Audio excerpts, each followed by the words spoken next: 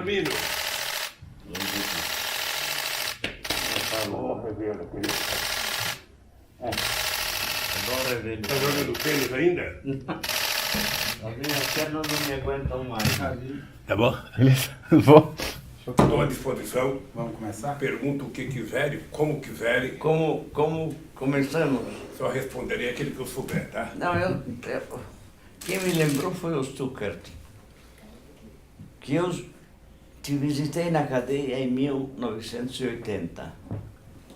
Você lembra? Lembro. O Tumão nos recebeu fidalgamente no escritório dele. O plural não é majestático, eu estava com o Raimundo Paulo. Né? Ele nos mandou sentar naquelas poltronas que ficavam num canto do escritório, mandou chamar você e ele foi embora. Nos deixou absolutamente à vontade. Eu queria te perguntar qual é a diferença que você sente em relação àquele 1980, maio. Há muita diferença, porque em 1980 eu fui preso por conta de uma greve, sabe? E naquela época, quando eu fui preso, a ideia básica era imaginar que eu sendo preso, a greve iria acabar. E eles caíram do cavalo porque a greve aumentou. Continuou. Claro. Agora aconteceu a mesma coisa. Porque, embora eu não esteja preso por causa de uma greve, eu esteja preso por denúncias infundadas e mentirosas, porque quem deveria ter sido preso antes de eu ser preso era o Delayol, quando ele apresenta o PowerPoint e que ele termina dizendo não me peçam provas, eu só tenho convicção, dali ele deveria ser preso e internado. Mas é lógico. Ou exonerado a bem do serviço público. Não. Ele foi guindado ao posto de super popstar, sabe, pela Rede Globo de televisão. Depois eu alertei ao Moro na minha audiência. Falei, Moro, você do jeito que você está conduzindo isso, você está obrigado a me condenar. Porque eu tinha noção de que o objetivo era chegar a mim. Né? Porque a mentira está muito longa, ou seja, quando eu conto uma mentira muito grande, depois você não tem como desfazer. É o problema deles agora com a Lava Jato. Como é que eles vão se desfazer da Lava Jato se ela faz parte da grade de todos os meios de comunicação, sobretudo televisão, como se fosse uma novela? Eles não têm como sair, porque eles endeusaram o Moro, endeusaram o Dallagnol, endeusaram e demonizaram todos os que foram acusados. Claro. Então não tem como. Então eu, por mais que eu tenha vontade, por mais que eu imagino ver, eu fico imaginando como é que vai ser a cara do William Bonner, a cara daquela mulher que trabalha com ele, sabe, tendo que abrir o Jornal Nacional dizendo, olha, queríamos dizer que o presidente Lula é inocente. Houve uma mentira montada para levá-lo à prisão, para evitar que ele fosse presidente da República. Mas é isso mesmo. Pois é, mas... Aliás, a pergunta que eu quero te fazer é uma pergunta importante, a meu ver. E todas as provas, a essa altura, mostram que você foi atingido como primeiro objetivo do golpe. O golpe começa pela Lava Jato, em 2014. Aí tem as várias traições e tudo mais e tal, e aí cai o impeachment da Dilma. Aí pegam você. O golpe foi feito para isso, para impedir a sua eleição. Demonizar você e o seu partido. Mina, a coisa mais interessante é o seguinte, em dezembro, logo depois da vitória da Dilma, teve um ato do PT em Brasília e eu alertei a direção nacional do PT num pronunciamento que eu fiz de que era importante que o PT começasse a se dar conta de que estava começando um processo de criminalização do PT. Claro. E depois eu comecei a notar que o objetivo deles era o seguinte, era tentar, em qualquer hipótese, evitar que houvesse em 2018 uma candidatura do Lula. Ora, por quê? Porque todos os inquéritos que eu participei até agora, todos eles, na verdade, o julgamento é do meu governo. Não é um julgamento pessoal. Não, claro. É um julgamento de todas as políticas que nós fizemos. Eu até brinquei que no primeiro depoimento que eu fiz na Polícia Federal, eu alertei ao ex-ministro da Justiça e ao diretor-geral da Polícia Federal da época de que era preciso dar uma formação política para os delegados, porque eles eram todos analfabetos políticos, eles não entendiam como é que se monta um governo, como é que se escolhe, sabe? Eles acham que é tudo, que você faz concurso para ministro, que você faz concurso para indicar gente para cargo público. Sim, não. sim, claro. Sabe? Então eu fiquei um pouco assustado com a forma com que eles tinham noção da política, que não tem nenhuma noção da política. Tá? Eles aproveitaram a síndrome, sabe, da criminalização da classe política, que não é só brasileira, é uma coisa no mundo inteiro, de que nenhum político presta, de que todo mundo é igual, de que ninguém presta, de que ninguém presta, de que ninguém presta, que bom é só as empresas privadas, que bom é só... Sabe? Chegou a um ponto em que a sociedade, com medo, sabe, horrorizada com tudo que estava acontecendo no Brasil, é só ligar a televisão 7 horas da manhã, 8 horas da manhã, 10 horas da manhã, que é um absurdo da criminalização, sabe, do dia a dia nesse país. Bem, o que eu notei? Eu notei que eles tinham um objetivo. O objetivo era tentar evitar que eu fosse candidato a 2018. Claro, né? claro. Bem, qual é a minha isso, tranquilidade? Mas essa era também uma demanda de Washington. Deixa eu lhe falar. Isso foi crescendo. Isso foi crescendo porque eu nunca consegui compreender por que uma operação Lava Jato, como mais de 200 que já houve, começando a criar no meu governo, como é que essa operação se transformou numa instituição? Eles esqueceram que era uma operação policial para investigar um determinado tipo de crime e transformaram numa instituição com objetivos eminentemente políticos. Claro. Isso hoje está claro e para mim está muito claro o papel preponderante da Secretaria de Justiça dos Estados Unidos nesse processo da Lava Jato. Ou seja, o objetivo final era não deixar o Lula ser candidato, o objetivo final era quebrar empresas de engenharia no Brasil, era quebrar a indústria de gás e óleo nesse país, era quebrar a indústria naval, para que, tal como aconteceu no Iraque, as indústrias americanas e outras indústrias europeias viessem fazer aquilo que as brasileiras faziam. Isso está acontecendo nesse instante. Tá?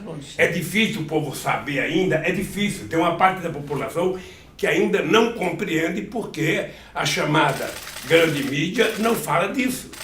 Você fala que se não for a rede social, sabe, falar do Intercept, a grande imprensa não dá quase nada do Intercept, é como se não existisse. Por exemplo, por conta disso, eu queria fazer uma pergunta. Nós já estamos aí há quase 3 meses de revelações do Intercept, né? Todo dia aparecem novas. Ontem mostrou que o Dallagnol poupou uma empresária da investigação porque ela contribuiu para o Instituto de Interesse da Lava Jato e ele mesmo pretendia ser candidato a senador e lançar candidato do Ministério Público em todos os estados. Nós temos aí, na semana anterior, denúncias de pedido de dinheiro para outros empresários, nós temos provas mais do que acumuladas de que foi usado politicamente, mas o fato é o seguinte, ninguém até agora sofreu nada. A ação contra o Dallagnol foi suspensa no Conselho do Ministério Público. E tem um outro dado também que eu queria que o senhor comentasse, esse era o dado principal. Em todas as pesquisas feitas recentemente, a maioria da população vê erros da Lava Jato, vê que a Lava Jato tinha um viés político, mas acha que está tudo bem. O senhor está preso, está tudo bem, e que o Moro deveria continuar como ministro. O que o senhor acha? Não acha que está tudo bem. Veja, nós, seres humanos normais, reagimos de acordo com as informações que nós obtemos. Né? Quando você vai conversar comigo num jantar à noite, você vai conversar comigo normalmente as coisas que aconteceram, sabe, durante a semana e não as coisas que vão acontecer no futuro. Então a sociedade reage de acordo com a quantidade de informações que ela tem. Veja que a política foi demonizada nos últimos, a começar de 2005, mas ela sempre foi demonizada no Brasil. Sim. Mas ela foi com mais força, envolvendo a política e de preferência um partido como o PT, a partir de 2005 do Mensalão. É isso. Ela foi demonizada. Ela foi demonizada, e demonizada o PT, demonizada o governo do PT. Nós saímos de um período de pensamento único no governo Fernando Henrique Cardoso, em que era tudo favorável, para um pensamento único contrário quando chegou no meu governo. O que eu acho? A sociedade brasileira, na medida em que ela vai tendo informações, ela vai reagindo, ela vai mudando de posição. As pesquisas mostram que a sociedade brasileira está começando a enxergar o que está acontecendo. Até agora, esses canalhas dizem que o desemprego é por conta da Dilma. Eles se esquecem de dizer à opinião pública que em dezembro de 2014 nós tivemos o menor desemprego da história do país. E que o desemprego começou quando eles começaram a boicotar o governo da Dilma, a partir da indicação do Eduardo Cunha para presidente da Câmara, que tinha como objetivo não permitir que nada que a Dilma fizesse para melhorar fosse aprovado. Eles se esquecem disso, que eles jogaram o Congresso Nacional para atrapalhar. Eles se esquecem de que o Aécio Neves é o responsável por parte do ódio que está criado nesse país com a alavancagem da Rede Globo de televisão. Claro. A Rede Globo na novela é toda bonzinha, não é mais bonzinha, porque agora tem filha roubando mãe, filha casada com o marido da mãe, tem tudo que não presta na novela. Mas o dado concreto é que ela é responsável por parte do ódio estabelecido nesse país. Tudo que é da política não presta, tudo que o PT fez foi errado, sabe? E ainda hoje há uma doença na cabeça dessa gente de tentar mostrar que no período do PT não aconteceu nada. Olha, o período do PT foi o período de melhor distribuição de renda nesse país, o melhor período de aumento do salário mínimo, o melhor período de geração de emprego, o melhor período do aumento de renda da sociedade. Ou seja, qualquer coisa que você procurar entre 2003 e 2014, você vai perceber que houve um crescente nos investimentos públicos, sabe, na renda das pessoas mais pobres, na questão da educação. Então, a sociedade vai descobrindo isso. O problema é que a gente, às vezes, tem pressa. Eu aqui na minha celinha, eu fico sempre pensando o seguinte, quer dizer, a democracia ela tem um problema, porque de vez em quando você perde. E quando você perde, 4 anos é muito pouco para quem ganha, mas 4 anos é um oceano atlântico para quem perde. Esperar 4 anos para disputar outra eleição é muito difícil, e para quem ganha, acaba logo. Então o que o PT tem que ter é paciência, sabe? E ir mostrando para o Brasil que o Brasil pode ser melhor.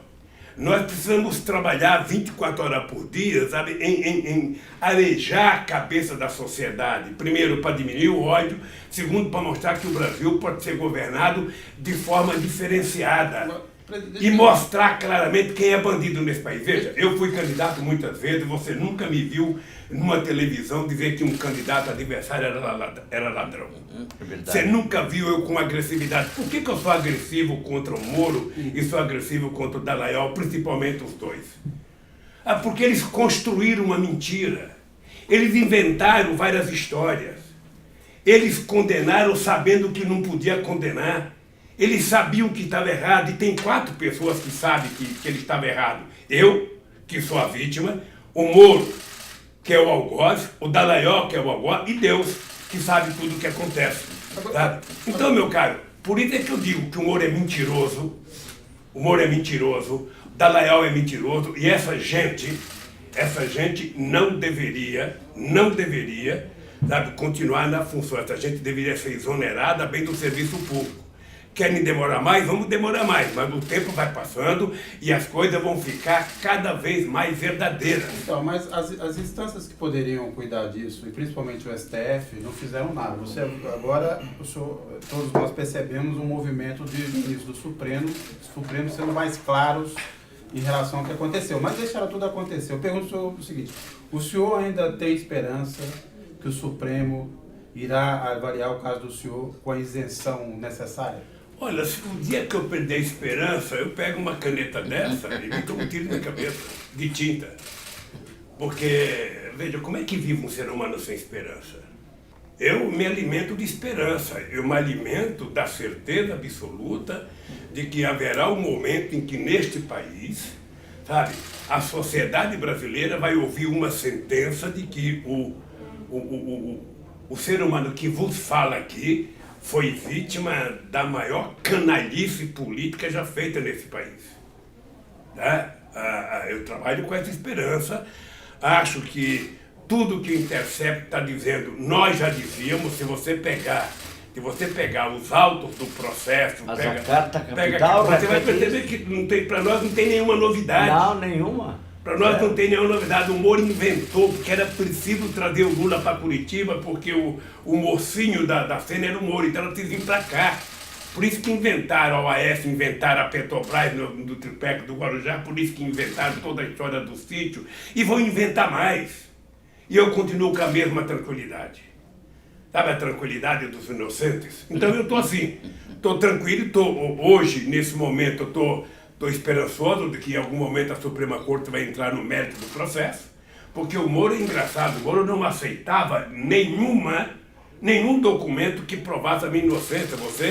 Você levava uma prova e ele não aceitava, porque para ele já estava dado a sentença. Eu disse no meu depoimento, você está condenado a me condenar pela quantidade de mentiras que já foi contada. Agora, tudo isso, Lírio, tudo isso na minha cabeça é secundário se o sacrifício que eu estivesse fazendo hoje pudesse resolver o problema do povo brasileiro. Se eu estivesse aqui e o povo tivesse com pleno emprego, o povo tivesse tendo aumento de ganhos salariais, o povo tivesse comendo melhor, o povo tivesse passeando melhor, morando melhor, estudando melhor, sabe? Era um sofrimento pessoal, mas o povo estava bem. Duro é que eu estou aqui e o povo que está em suposta liberdade é prisioneiro de uma canalice jamais vista nesse país, com um bando de incompetentes que não conhecem o Brasil, que não sabe o que é governar, porque até agora, 8 meses de governo, a única palavra que eles decoraram no dicionário é a palavra corte, corte, corte, corte, corte, corte e ajuste, ajuste, ajuste e nada exatamente para melhorar a vida e a esperança do povo brasileiro. Então, um presidente que supostamente valoriza a bobagem. A gente pensa que o Bolsonaro é bobo nada, aquilo é um tipo. Ele foi criado assim, ele acredita em toda a asneira que ele fala. Em toda a bobagem que ele fala, tem gente que fala, não, ele está falando bobagem. Nada. Ele acredita naquilo, ele acha que aquilo é o charme. Porque ele é como um fanático corintiano, um fanático flamenguista. O fanático não é o torcedor normal, aquele que quer o time ganhando. O fanático é aquele que vai no estádio para brigar, para falar bobagem, para xingar o técnico. O Moro é isso, ele é a turma dele. Ele não governa para o país, ele governa para a turma dele. Quanto mais bobagem ele fala, mais a turma de fanáticos deles acha legal, acha bonito, acha simpático, sabe? Acha tudo maravilhoso. Mas eles agiram de caso pensado, com um objetivo claríssimo. E foram realmente os iniciadores do golpe. O golpe começa aí. Agora, por que o Haddad, na véspera da eleição, se põe a fazer o elogio do Moro? Eu gostaria de entender esse tipo de situações. Mino, eu fiquei num estado de irritação sublime. Veja, mas deixa eu lhe falar, é que eu não sei qual foi o contexto e qual foi a pergunta feita por Haddad. Deixa eu lhe falar uma coisa. Eu tenho consciência de que tem vários interesses em jogo no momento nesse país. Você tem os interesses militares, você tem os interesses políticos, empresariais, financeiros, e você tem os interesses políticos. Ou seja, eu acho que o interesse maior do chamado setor financeiro e setor empresarial é permitir que o Bolsonaro consiga desmontar tudo que é a estrutura de direitos que nós conseguimos fazer nesse país ao longo de décadas e décadas. Tá? E quando não tiver mais direito para o trabalhador, porque vai voltar vai voltar quase que ao tempo da escravidão. É trabalhador trabalhando pela metade do preço, é trabalhador pedindo, mendigando para trabalhar uma hora aqui, uma hora lá, sem nenhum direito. Eu lembro que quando eu era pequeno, a minha mãe e outras mulheres trabalhavam fazendo costura para fora. Chegava a empresa, trazia um pacote de camisetas, de coisa, elas costuravam. Qual era a nossa briga? A nossa briga é para que as mulheres deixassem de trabalhar assim, tivesse carteira assinada registrada, tivesse férias, tivesse previdência. Nós estamos voltando àquela época. Claro. Em nome de um progresso inexistente. A escravidão nunca significou progresso. A subserviência nunca significou progresso. O progresso que nós vimos no mundo mais moderno é o estado de bem-estar social conquistado, sabe? Na Europa Ocidental, sobretudo depois da Segunda Guerra Mundial. Sim. Muito, sabe? Conquistada pelo medo que o capitalismo tinha da Revolução Russa, sabe? E que eles agora querem desmontar o momento mais primoroso de conquista da sociedade. Então, direitos passaram a ser, sabe, coisa proibida, coisa... Vamos voltar ao tempo de trabalhar 12 horas por dia, 14 horas por dia, 16 horas por dia. Vamos trabalhar sem resíduos. Se o trabalhador morrer no percurso do trabalho é um problema dele. Mas por que o Então, Haddad... então veja, eu não sei qual é o contexto que o Haddad falou. A verdade é que outro dia eu dei uma entrevista para uma moça aqui da BBC Sim. brasileira e ela perguntou da Lava Jato. E eu dei uma resposta que é o seguinte, veja, a Lava Jato, enquanto operação, ela era uma operação igual a qualquer outra. Na hora que ela virou uma instituição política, que passou a manipular em função de interesses políticos, ela deixou de ser uma operação de apuração de corrupção para ser uma operação política. Sim. Com objetivo definido. Veja, qual é a diferença que eu faço? E aí eu falo pelo meu processo, eu não posso falar pelo processo que eu não conheço. Ou seja, se você tem um canalha, tá? Que chegou aqui e resolveu se vender e fazer delação e disse que roubou, ele que seja preso pro resto da vida. Não. Agora, o que eu quero saber é o seguinte, todas as pessoas têm direito a um julgamento decente. Toda pessoa tem direito a mostrar provas de crime ou de inocência. Então eu pego o meu caso. No meu caso, a Lava Jato ela mentiu do começo ao fim. No meu caso. E a Lava Jato ela foi deformada, porque eu acho que muito dinheiro que os empresários falam que foi propina, na verdade era evasão fiscal. Isso, menino, vai ter que ser apurado. Você sabe que tem coisa que você vai saber 50 anos depois, 40 anos depois, 30 anos depois. A única coisa que eu sei no momento, Lírio, é a minha situação. Eu posso dizer, o Ministério Público na Operação Tarefa é mentiroso, o Moro é mentiroso, o TRF4 é mentiroso, sabe? O Superior Tribunal de Justiça não julgou o mérito do processo, eu estou aqui. Eu estou aqui enquanto os canais já estão livres. Então... Parece que eu estou nervoso, mas eu não estou nervoso, é que eu tenho que dar ênfase aqui para você poder me ouvir direito, ou seja... Então, mas por que eu estou tranquilo? Porque eu acho que a verdade vai vencer. Eu acho que é o seguinte, esses caras querem me derrotar, tem um jeito melhor, Lírio. Esses caras querem me derrotar, me desmoralizar. Ao invés de eu estar preso aqui, eles deveriam estar fazendo política social, deveriam estar dando comida na mesa do povo, estar pagando as bolsas do CNPq, do CAPES. Esses caras deveriam estar abrindo mais universidades, mais escolas técnicas. É isso que esses caras deveriam estar fazendo. Agora, presidente, então, o senhor já expôs e deixou claro toda a situação que o senhor foi submetido e disse que tem esperança. Eu só queria lembrar um ponto para o senhor. Recentemente, o presidente do Supremo, Dias Toffoli, deu uma entrevista à Veja e ele admite o seguinte, que houve um acordo entre militares e empresários com a participação dele políticos com dois objetivos, impedir que o Bolsonaro fosse derrubado já com 4 meses de governo e que o senhor fosse mantido preso. Quer dizer, como é que o senhor avalia uma declaração dessa, ou pelo menos a admissão, ele não desmentiu o conteúdo? Esse é um dos nossos heróis preferidos. Como se explica isso? O Toffoli. Primeiro, deixa eu dizer uma coisa para você. Veja, eu não gosto. Eu faz mais de 30 anos que não leio a Veja. Não gosto de ler a Veja. Não acredito em nada que a Veja fala. Nada. Nem se ela falar que o Lulinha é santo, eu acredito. Tá? Não gosto. A Veja não faz parte da minha leitura. Ora, veja, vamos ver, a pressão para que eu não fosse candidato, ela foi muito forte.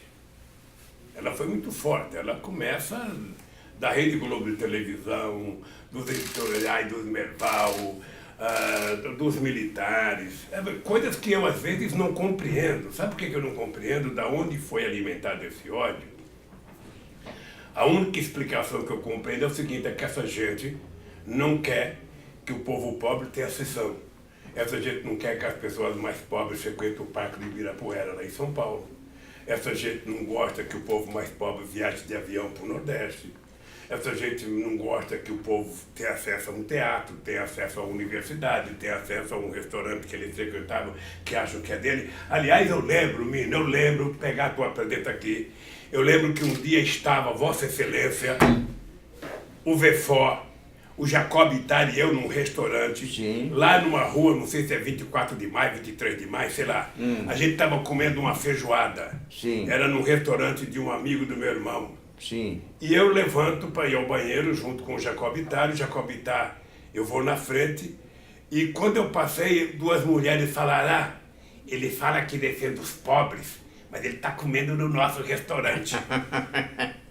O Jacob Ittar ficou puto, deu um esporro nas duas mulheres, né? E acabou o assunto.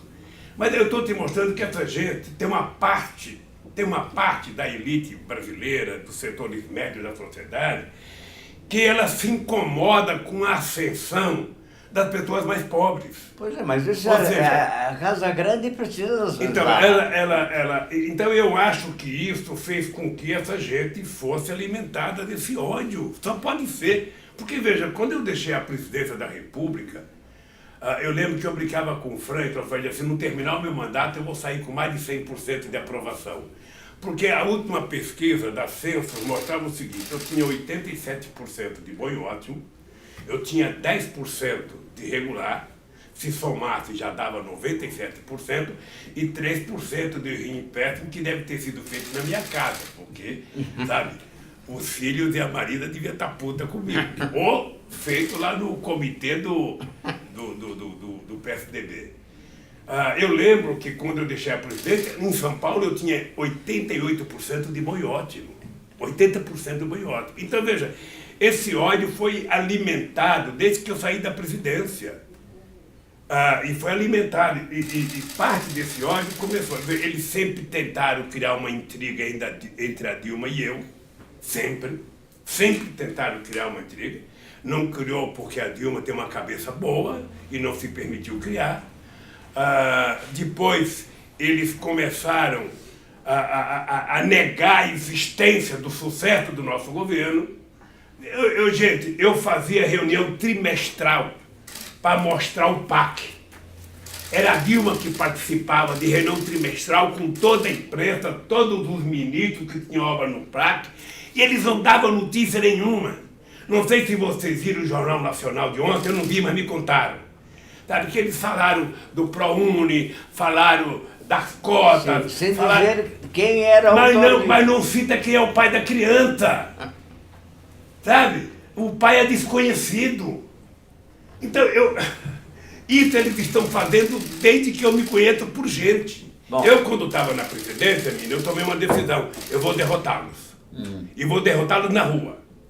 Não tem almoço, não tem jantar, eu vou e derrotei. Não, eu entendo. Agora, veja, esse ódio que está estabelecido na sociedade, nós precisamos, eu diria, extirpá-lo ou diminuí-lo, porque a sociedade não consegue construir um país, sabe, tranquilo, calmo, desenvolvido, nesse clima de ódio e sem colocar no dicionário a palavra desenvolvimento, investimento. O senhor acha que o ódio explica o dado que eu vou citar agora?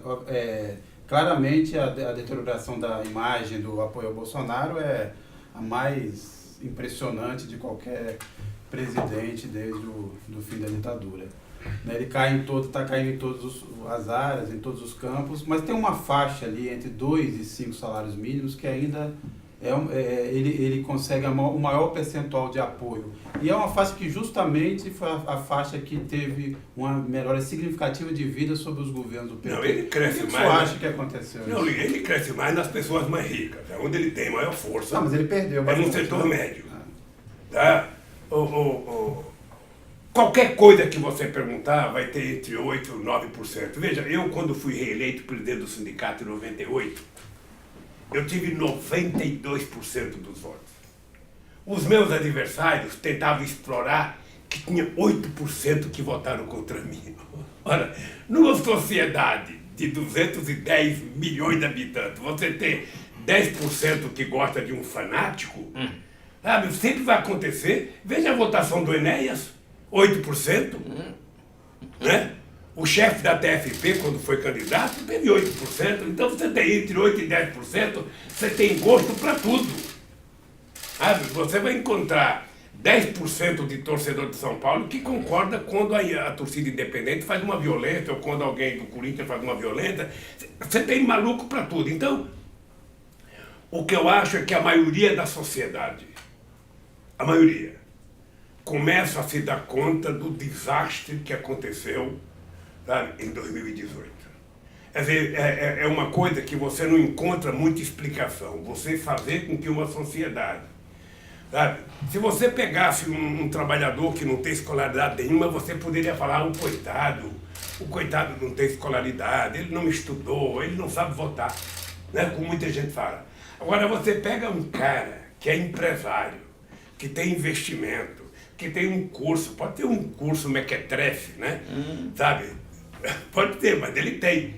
Esse cara deixar de votar numa pessoa qualificada moralmente, eticamente, sabe? Do ponto de vista científico, um cara que é, sabe, filósofo, advogado, economista, que foi o melhor ministro da educação que nós tivemos nesse país, um cara deixar de votar nele para votar numa figura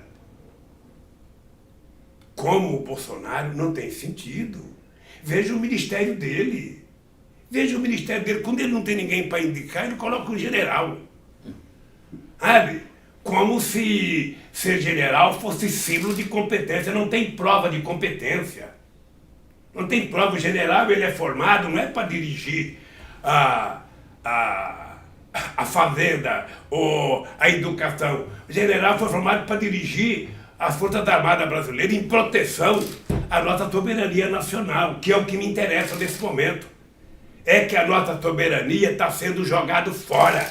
O Brasil está jogando a sua soberania, sabe, e está batendo continência para a bandeira americana. Esse é o mal maior que está acontecendo no Brasil.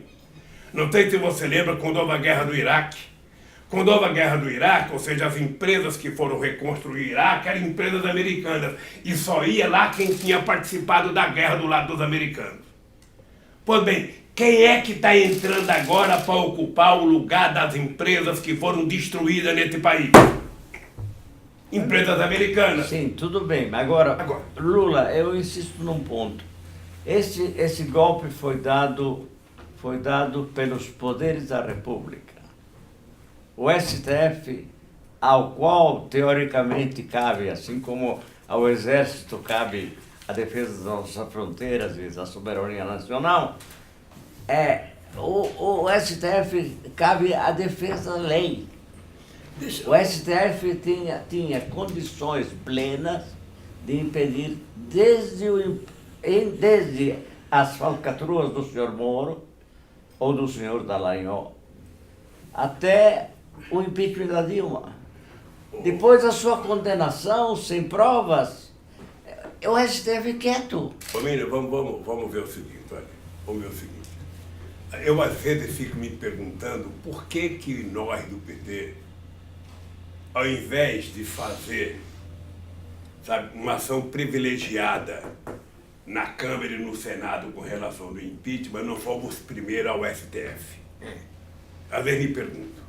Como eu não sou advogado, eu não tenho resposta. Eu acho que nós fizemos uma aposta imaginando que tinha maioria no Congresso e nunca tivemos. Tá? Quem sabe se a gente tivesse ido na Suprema Corte, o debate fosse no outro nível. a gente não ficasse se esgarçando como ficamos, sabe? Depois que a gente começou, só perdemos voto, não ganhamos nenhum voto. Tá? Então eu fico me perguntando, por que a gente não foi no STF? Talvez tenha sido... Mas é uma questão muito técnica.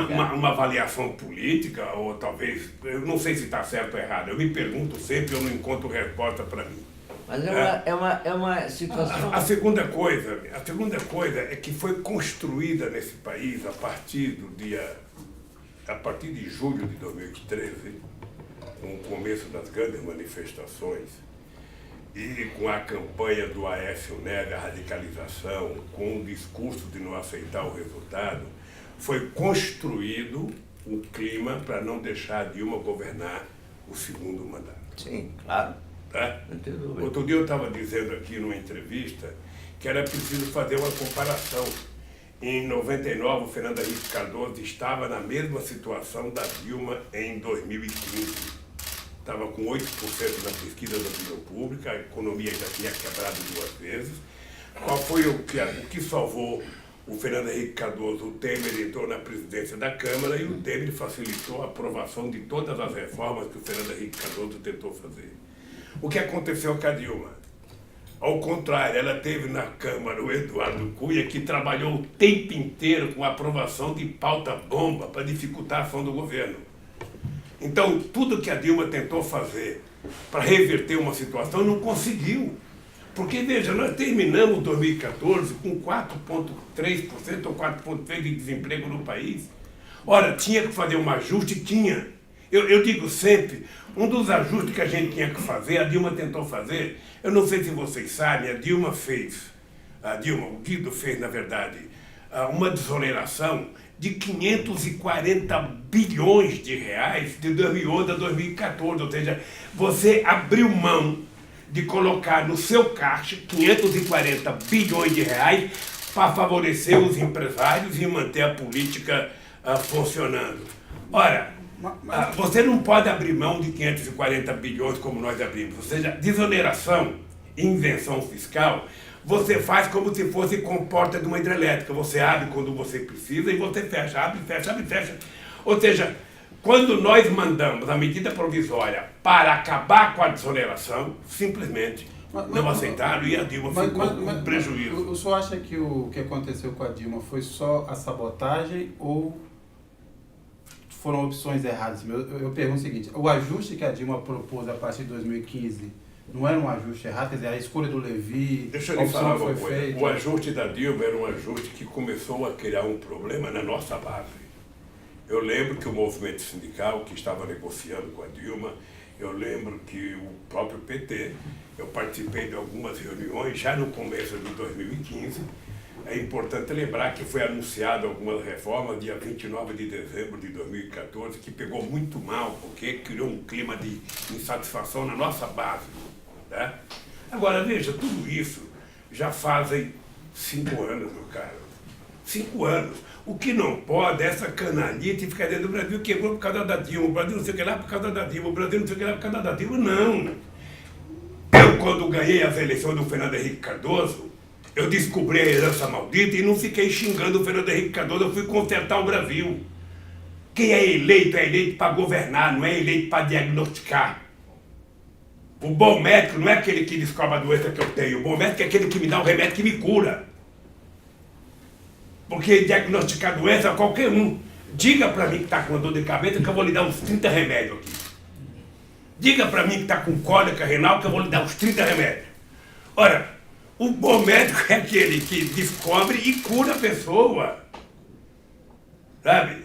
Esse negócio de vender remédio pela televisão, tome tal remédio, se não der cura, procura o médico. Sabe? Então, política não pode ser assim. A política é o seguinte, meu cara, eu tinha um compromisso com a minha história. Eu não posso errar. Eu tinha em mente o Wałęsa na Polônia, um metalúrgico do estaleiro de Gdansk, sabe? Que fez uma greve, sabe, bem menor do que a que nós fizemos em São Bernardo do Campo, porque Gdansk era menor, mas teve muito mais divulgação nos jornais brasileiros do que a minha.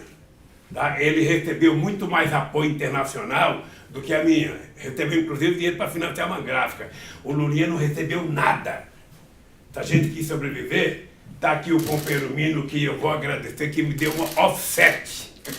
A gente rodava boletim daqueles mimeógrafos a álcool. Eis que meu amigo Mino Carta deu de presente aos trabalhadores metalúrgicos uma offset, a primeira máquina moderna, bonita que eu vi na vida para rodar panfleto e continuar a greve. Então, eu tinha o Valença na minha cabeça. Eu tinha o Valença na minha cabeça, eu não posso errar, porque o Valença governou 4 anos, porque era aquela, como é que fala?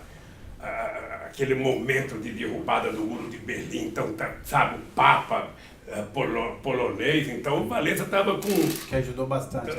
Bom, aí quando ele é candidato à reeleição, ele tem 0,5% dos votos. 0,5% do voto. Então eu tinha isso como exemplo, eu não posso falhar.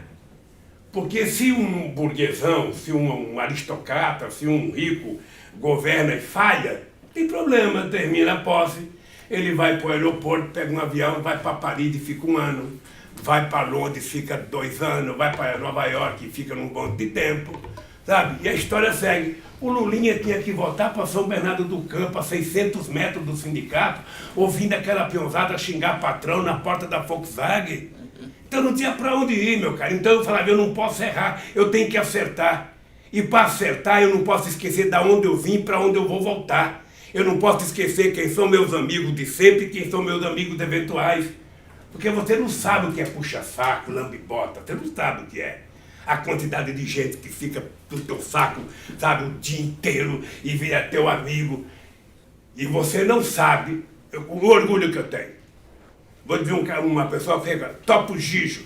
O Topo Gijo era um metalúrgico lá de São Bernardo do Campo, trabalhava na Carmanguia. Ele me chama de baiano. Ele era um cara, ele tinha vício lá, bebia muito, eu sei que nós ajudamos a curar ele, eu e Marisa. Pois bem, esse cara foi montar um bar, eu era contra ele ir para um bar. Um cara que era ex-alcoólatra, ir para um bar e falar, pô, vai vender tudo. Ele está com um bar há mais de 30 anos.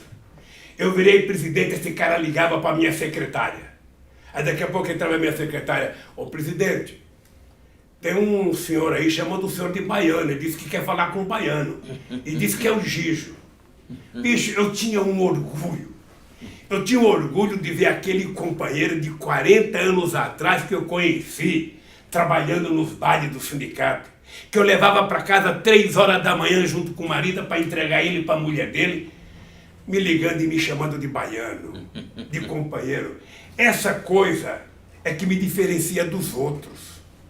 É que eu não era um diferente na presidência, eu era um peão que chegou à presidência e sabia que quando eu deixasse a presidência eu ia votar para o meu povo. E é isso que incomoda essa gente. O Lula, todo dia 23 de dezembro, o Lula ia tomar café com os catadores de rua e catadores de material reciclável e papel e morador de rua em São Paulo. Todo final de ano eu ia, lá embaixo de um viaduto. Né? Você imagina, eu não poderia ter jogado, como chama? Golfe. Ou tênis. Eu poderia ter jogado golfe, já pensou o Lula de roupa branca com taco jogando golfe? Miami. Sabe? Não, mesmo aqui em São Paulo, aqui, junto com a elite, imagina o Lula e o pessoal da Fiesp jogando golfe, o Lula e o pessoal da Febraban jogando golfe. Ninguém ia ter ódio de mim. Nossa, como ele evoluiu, olha, ele até tá... Agora, como o Lula não aceitava jogar golfe e ia, sabe, tomar café com as pessoas que eram vítimas da sandice econômica desse país, o Lula não podia ser tão aceito. Esse Lula, esse cara, esse semi-analfabeto, querer que filho de empregada doméstica vire engenheiro, vire médico, vire dentista, vire filósofo, sociólogo. Sabe? Que história que é essa? Agora, presidente, o senhor acha que o Bolsonaro chega até o final do mandato e... Eu pergunto, o PT, por exemplo, tem um processo de cassação no TSE. O senhor acha que é um caminho, por exemplo? Tentar? Olha, você sabe que eu não fico torcendo para a desgraça ser maior do que já é. Sabe? Veja, porque o meu problema não é o Bolsonaro em si. O meu problema é o projeto que ele representa. Sabe, o Bolsonaro cai, com todas as sandices que ele fala, e entra o Mourão. Vai mudar o projeto? Eu estou vendo o Rodrigo Maia tentar se apresentar como se fosse primeiro-ministro, ou seja, numa divergência, mas tudo que a elite brasileira quer, ele está aprovando na Câmara. Claro. Então o meu problema não é a pessoa, o meu problema é o projeto. O projeto está equivocado, porque o projeto não pensa o Brasil para os brasileiros. O projeto não pensa 210 milhões de seres humanos. O projeto pensa o sistema financeiro brasileiro. A quebradeira das empresas. Agora mesmo nós vamos começar um processo de contratação de sondas. Vamos gastar 30 bilhões importando, acho que 12 ou 13 sondas, quando a gente poderia estar fazendo ela daqui no Brasil, gerando emprego, gerando salário, gerando renda, gerando imposto e gerando alegria e orgulho de ser brasileiro. Esse é o meu problema. Se quem está governando é o Bolsonaro, é o Mourão, não importa, ou seja, ganhou as eleições, nós não questionamos na época, deveríamos ter questionado, não questionamos, ou seja, o cara tem um mandato para cumprir. Agora, ele não disse em nenhum momento que ia ser eleito para destruir o Brasil. Sabe?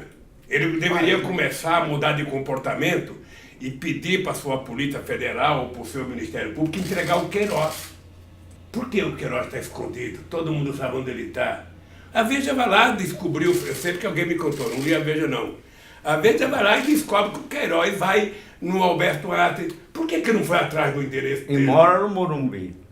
Se é o Lula, está lá o endereço do filho do Lula, do neto do Lula, do bisneto do Lula. Por que não foram colocar o endereço do Queiroz? Ele foi se esconder aonde? Na favela da Maré? Na favela de Heliópolis? Não, ele foi se esconder no Morumbi.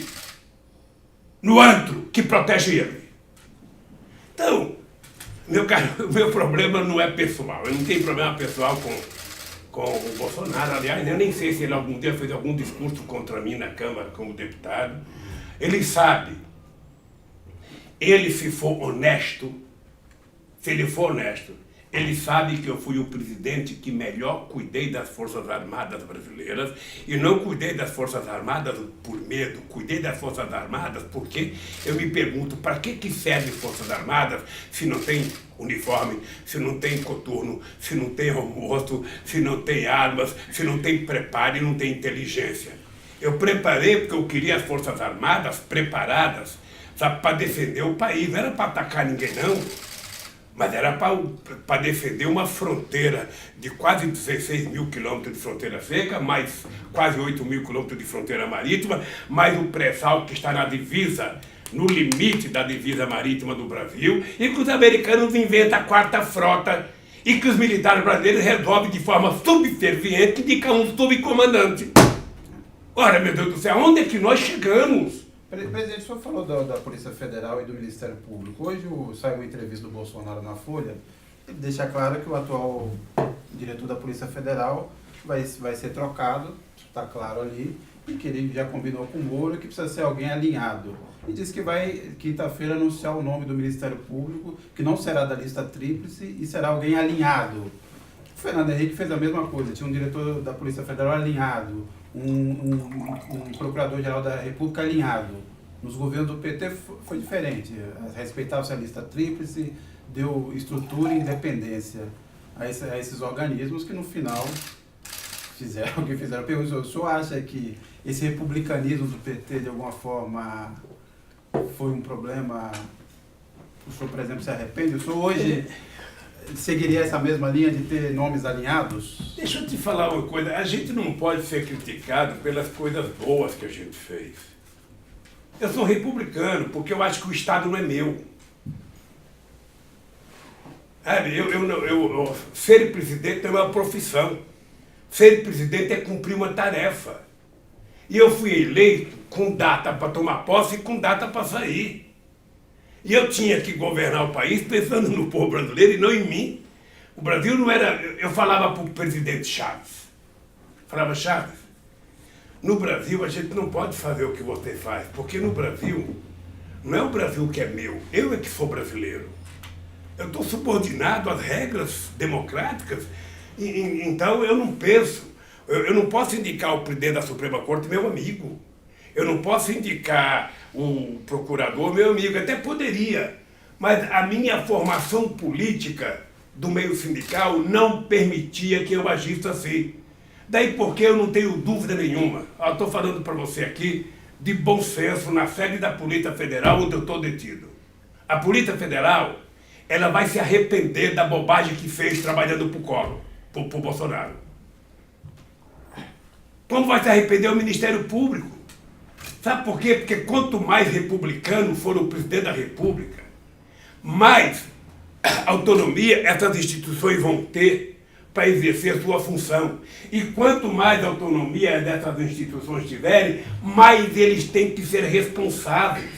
Eu não quero um delegado, meu amigo. Eu não quero um procurador, meu amigo. Eu quero um procurador que seja procurador, que tenha respeito ao povo brasileiro, que tenha a capacidade de investigar e de acusar com seriedade, que cumpra o papel constitucional que a ele está determinado na Constituição. É isso que eu quero. Não se trata, não é uma república de amigos. Aliás, tem uma coisa que eu digo sempre o seguinte: se você um dia, Lírio, ganhar um cargo público, nunca indique para trabalhar com você alguém que você não pode mandar embora. Mulher, irmão, sogra, sogro, sobrinho, cunhado, não indique. O melhor amigo, não indique. Indique alguém que com a mesma destreza que você o chamou, você possa mandar ele embora. Então, meu cara, eu sou republicano, acho que fiz bem para o Brasil, governar do jeito que eu governei, acho que fiz bem para o Brasil, indiquei as pessoas para a Suprema Corte sem nenhum caráter político, tinha currículo, eu tinha gente que eu consultava, sabe? O senhor acha que o Bolsonaro pode demitir o Moro? Tem esse... Veja, o Moro não serve para ser ministro da Justiça. O Moro passou a vida inteira, ele fez um curso de Direito, fez um concurso, pegou uma toga e só. Esse cara não tem experiência de vida para exercer um cargo político. O que eu estou perguntando para o senhor acha que o Bolsonaro tem condições políticas, dados os arranjos que foram feitos, de demitir o Moro? Eu não sei, eu não vou julgar porque mandar ministro embora é uma questão unicamente do presidente da República. Eu não vou dar palpite no governo do Bolsonaro. A Gleisi Hoffmann disse ontem que a eleição de 2022 será entre o Bolsonaro e o PT. O senhor acredita? Essa é uma coisa que eu acho fantástica, é o seguinte: é um incômodo no meio político. Agora a moda, virou moda agora falar, precisamos acabar com essa polarização entre o PT e não sei quem, entre o PT e Bolsonaro. É engraçado, quando eram os tucanos que polarizavam conosco, eles não queriam acabar com a polarização. O que eles têm que entender é o seguinte: o PT é o maior partido existente nesse país. O PT agora vai ter uma disputa interna em 4.000 municípios que o PT está organizado. São 4.000 diretórios que vão votar na eleição direta para presidente. São quase 2,5 milhões de filiados. Não está organizado como eu gostaria que tivesse organizado, mas o PT é um puta de um partido político. O PT não é um amontoado de interesses eleitorais como é o PSL. O PSL, o Bolsonaro perdeu as eleições, acaba, que ele desmancha, que nem farinha, que nem o PRN do Collor, acaba.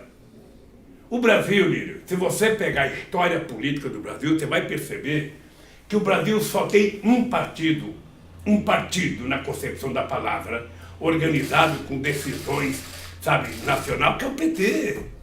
Você tem os outros partidos, você tem o PCdoB, que é um partido histórico, sabe, desde 1922, tem uma briga entre o PCdoB e o PPS para saber quem é mais velho, mas que são partidos ideologicamente bem formados e tal. Mas o restante são siglas eleitorais. Os caras trocam de partido como se estivesse trocando de cueca. Sabe? O cara estava no PSL, está no DEM, muda do DEM, vai não sei para onde, mas achando que essa mudança purifica eles. Não é como nós do PT. A primeira participação política minha foi no PT e será a última. Será a última. Sabe? E tenho muito orgulho daquilo que o PT fez. E se o PT errou, paga pelo erro. Eu me pergunto apenas algo a respeito do PT. O PT fez com o seu governo, no seu governo, teve um desempenho excelente. Isso é do conhecimento até do mundo mineral. mas não chegou exatamente a criar uma consciência da cidadania em muitos brasileiros. Não conseguiu. Ô Mino, deixa eu te falar uma coisa, eu discuto muito isso com os companheiros, porque eu não fui eleito para criar consciência ideológica do PT, eu fui eleito para governar o Brasil. O PT é que deveria ter tirado proveito Sim. das coisas boas que Claro, nós fizemos claro. e conscientizar. Então houve essa falha. Olha, Essa falha, sabe por quê, Mino? Olha, você conhece um pouco política. Eu comecei a minha vida política sendo admirador do PT italiano. Eu achava o Partido Comunista Italiano a coisa mais perfeita que tem a organização e política. ela foi. Eu tive o prazer de sentar numa mesa ao lado de Berlinguer. Tá? Então, eu conheci bem o Partido Comunista Italiano e era muito fã do Partido Comunista Italiano, como era muito fã do PSOE da Espanha. Tá? Depois eu comecei a perceber o quê? O Partido Comunista ele não passava de 30%, 33%. Era, 36. hein? Chegou a 36. Eu cheguei à conclusão de que o PT não queria ganhar as eleições, ou seja... Não, mas aí tinha um projeto Não. de aliança com... Não, é porque aconteceu o mesmo com o PT. É porque o PT, quando fui disputar a quarta eleição, eu tinha consciência que eu não podia ser candidato para ter 30%, eu já tinha obtido 30%. Eu precisava de 50% mais um. Então eu precisava saber aonde é que estavam os outros 20% que eu precisava ganhar. Daí porque eu descobri a minha obra-prima chamada Zé Alencar, num discurso dele de 50 anos de vida empresarial. Eu não quis ir na festa, fui porque o Zé Dirceu me encheu o saco para ir. Chego na festa, eu falei, o que eu vou fazer na festa de um burguesão, pô? O que eu vou fazer? Mas eu fui. Cheguei lá, tinha muito governador, muito senador. Aí eu vi o Zé Alencar fazer o discurso dele. Ô Mino, ele estava falando e eu estava pensando, porra, descobri o meu vice. Descobri o meu vice. Ele terminou de falar, nós fomos embora, se despedimos. Na semana seguinte ele era candidato, acho que a presidente do PMDB no Senado, o presidente do Senado, perdeu, só teve o voto dele. Aí eu cheguei lá, eu genuíno, para conversar com ele. Fui convidá-lo para ser candidato a meu vice, sabe? Ajudei ele a escolher o partido que ele precisava entrar, que não podia ser no PMDB, no PMDB porque era contra ele e não apoiava a gente, e não podia ser no PT. Ele entrou no PL. E eu digo com muito orgulho, ninguém, nunca mais na história alguém terá um vice da competência que eu tive, o Zé Alencar. Era empresário de primeira, era um ser humano de primeira, era uma alma de primeira, e era de uma honestidade, de uma solidariedade, sabe? Aquele cara que me deixava dormir todo dia com a consciência tranquila. Mesmo assim, não foi perdoado pela elite. A coisa que mais me deu ódio é que na campanha da Dilma, ele já em fase final, ele já não aguentava nem ficar em pé mais por causa do câncer. Na vila que ele morava, naquele bairro chique, as pessoas fazendo assim para ele. Eu, sinceramente, acho que tem uma parte da elite que não vale o que come. Não. Porque não respeitar uma figura como Você Zé salva Alencar, quem? Você salva quem? não respeitar. Você é uma parte, pô. É porque você não tem empresário. Ô Mino, vamos ser franco, Mino. A tua geração é um pouquinho mais velha do que a minha geração. Mas vamos ver o seguinte. Mas a gente é do tempo que você tinha um empresário que não gostava de mim, tipo Antônio Hermílio de Moraes, que tinha a cabeça pensando nesse país. Sim, lógico. Sabe? Você tinha o Enercock, você tinha o Mindley, você tinha Bardella. Sim, exatamente. Sabe? Você tinha gente que pensava nesse país, pensava na indústria. Quem que tem hoje?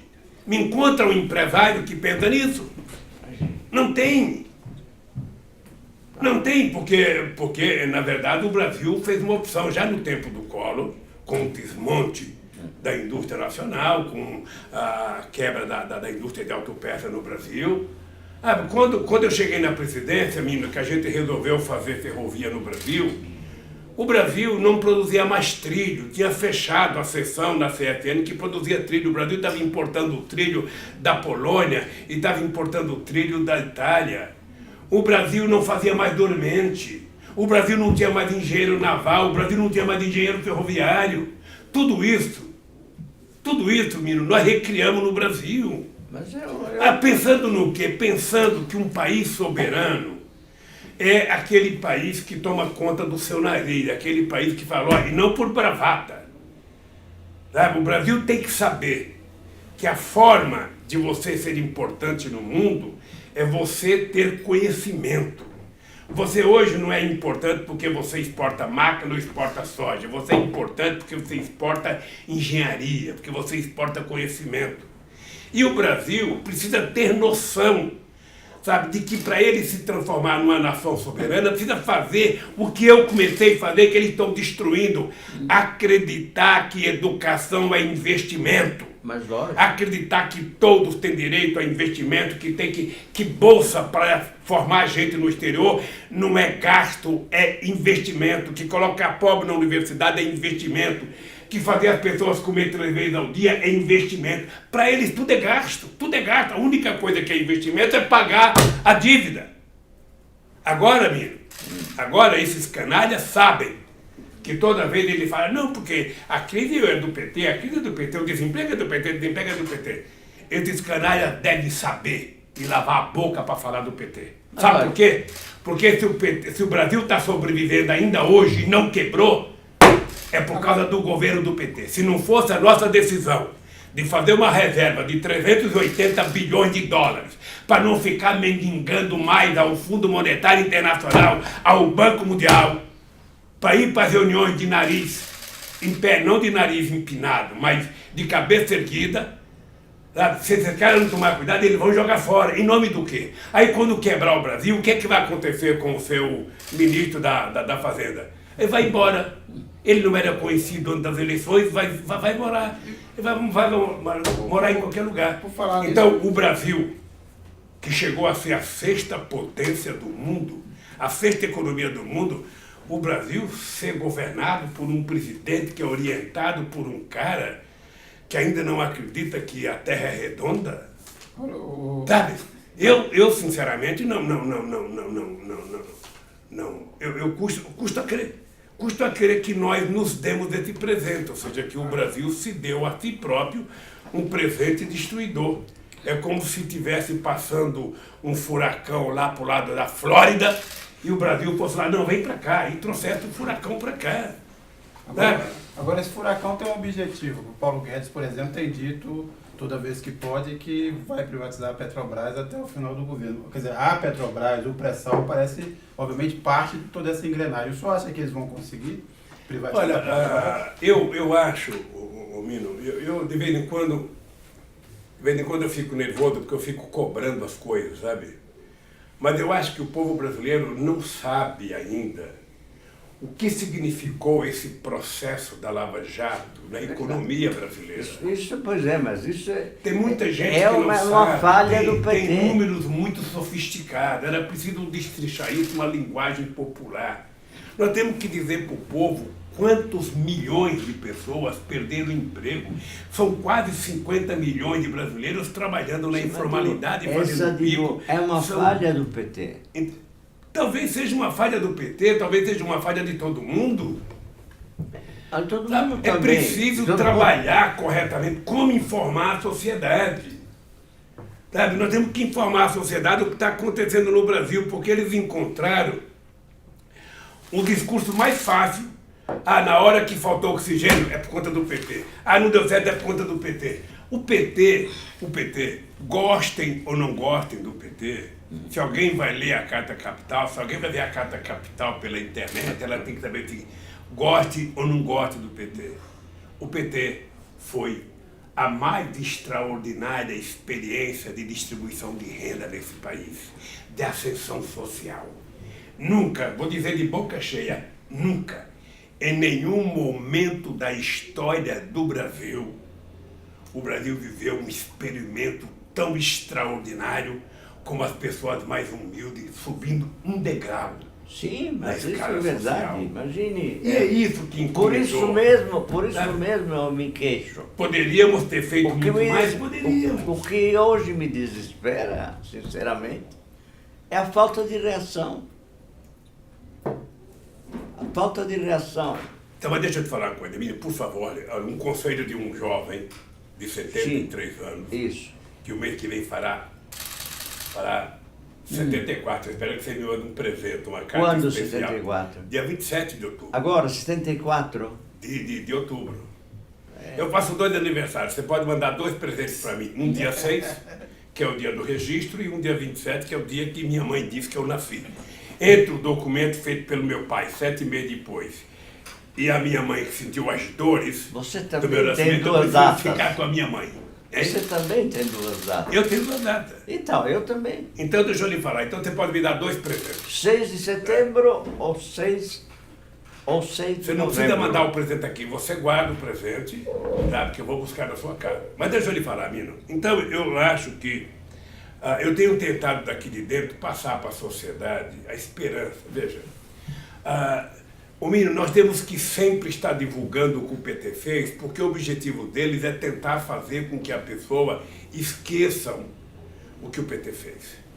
Eu fico pensando, a Amazônia está queimando porque os picaretas do agronegócio estão queimando. Porque o empresário sério do agronegócio, ele sabe que ele tem prejuízo com isso.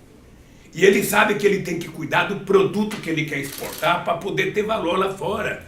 Então o empresário sério não é favorável a tocar fogo. Quem está tocando fogo são os milicianos do Collor, do Bolsonaro. Desculpa, Collor. É os milicianos do Bolsonaro. Sabe?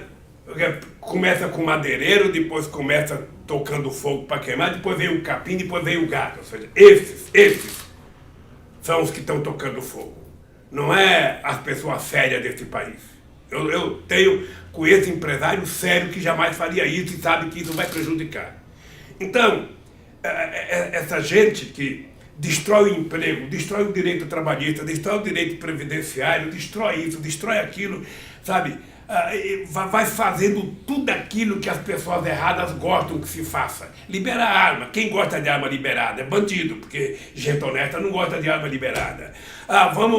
Vamos estender, tirar radar da estrada. Quem é que gosta da estrada sem radar? É quem quer correr acima daquilo que é previsto por lei. E vai favorecendo cada vez mais os bandidos. Vai favorecendo. Ou seja, a sociedade brasileira não merece isso. Não merece. Então, Mino, você tem a obrigação de não se desesperar. Desesperar jamais. Você precisa, aos seus 80 anos, toda hora que você puder falar, você tem que estar com a cara boa como você está agora. Toda vez que você for falar, você tem que lembrar de mim. Eu vejo os seus programas na internet. Sim. Eu vejo a Carta Capital na internet. Então, toda vez que você for falar, você tem que estar com um sorriso bom, passar otimismo e dizer, olha, eu tenho mais de 80 anos de idade e acredito. Bem mais. Mas acredito não pode, porque o Brasil não merece isso, gente. O que aconteceu é essa desgraça que aconteceu no Brasil. Essa questão, será que não merece? Será que realmente não merece? Não merece. Mas veja, nós temos um povo que vive no limbo e que esquece que você o favoreceu brutalmente. Mas de verdade. Isso é o povo. Não é que ele Quer dizer, a maioria. Não é que ele esquece. E a minoria, a nossa memória. E a minoria de Deixa gente. eu te falar, a nossa memória, ela faz fotografia da nossa existência, dos nossos momentos. E a nossa memória, as fotografias vão se apagando. E você tem um segmento da imprensa, sobretudo da Rede Globo de televisão, Sim. que tem a pachorra de falar em ProUni, falar em FIES, falar em cotas e não falar no meu nome, sabe?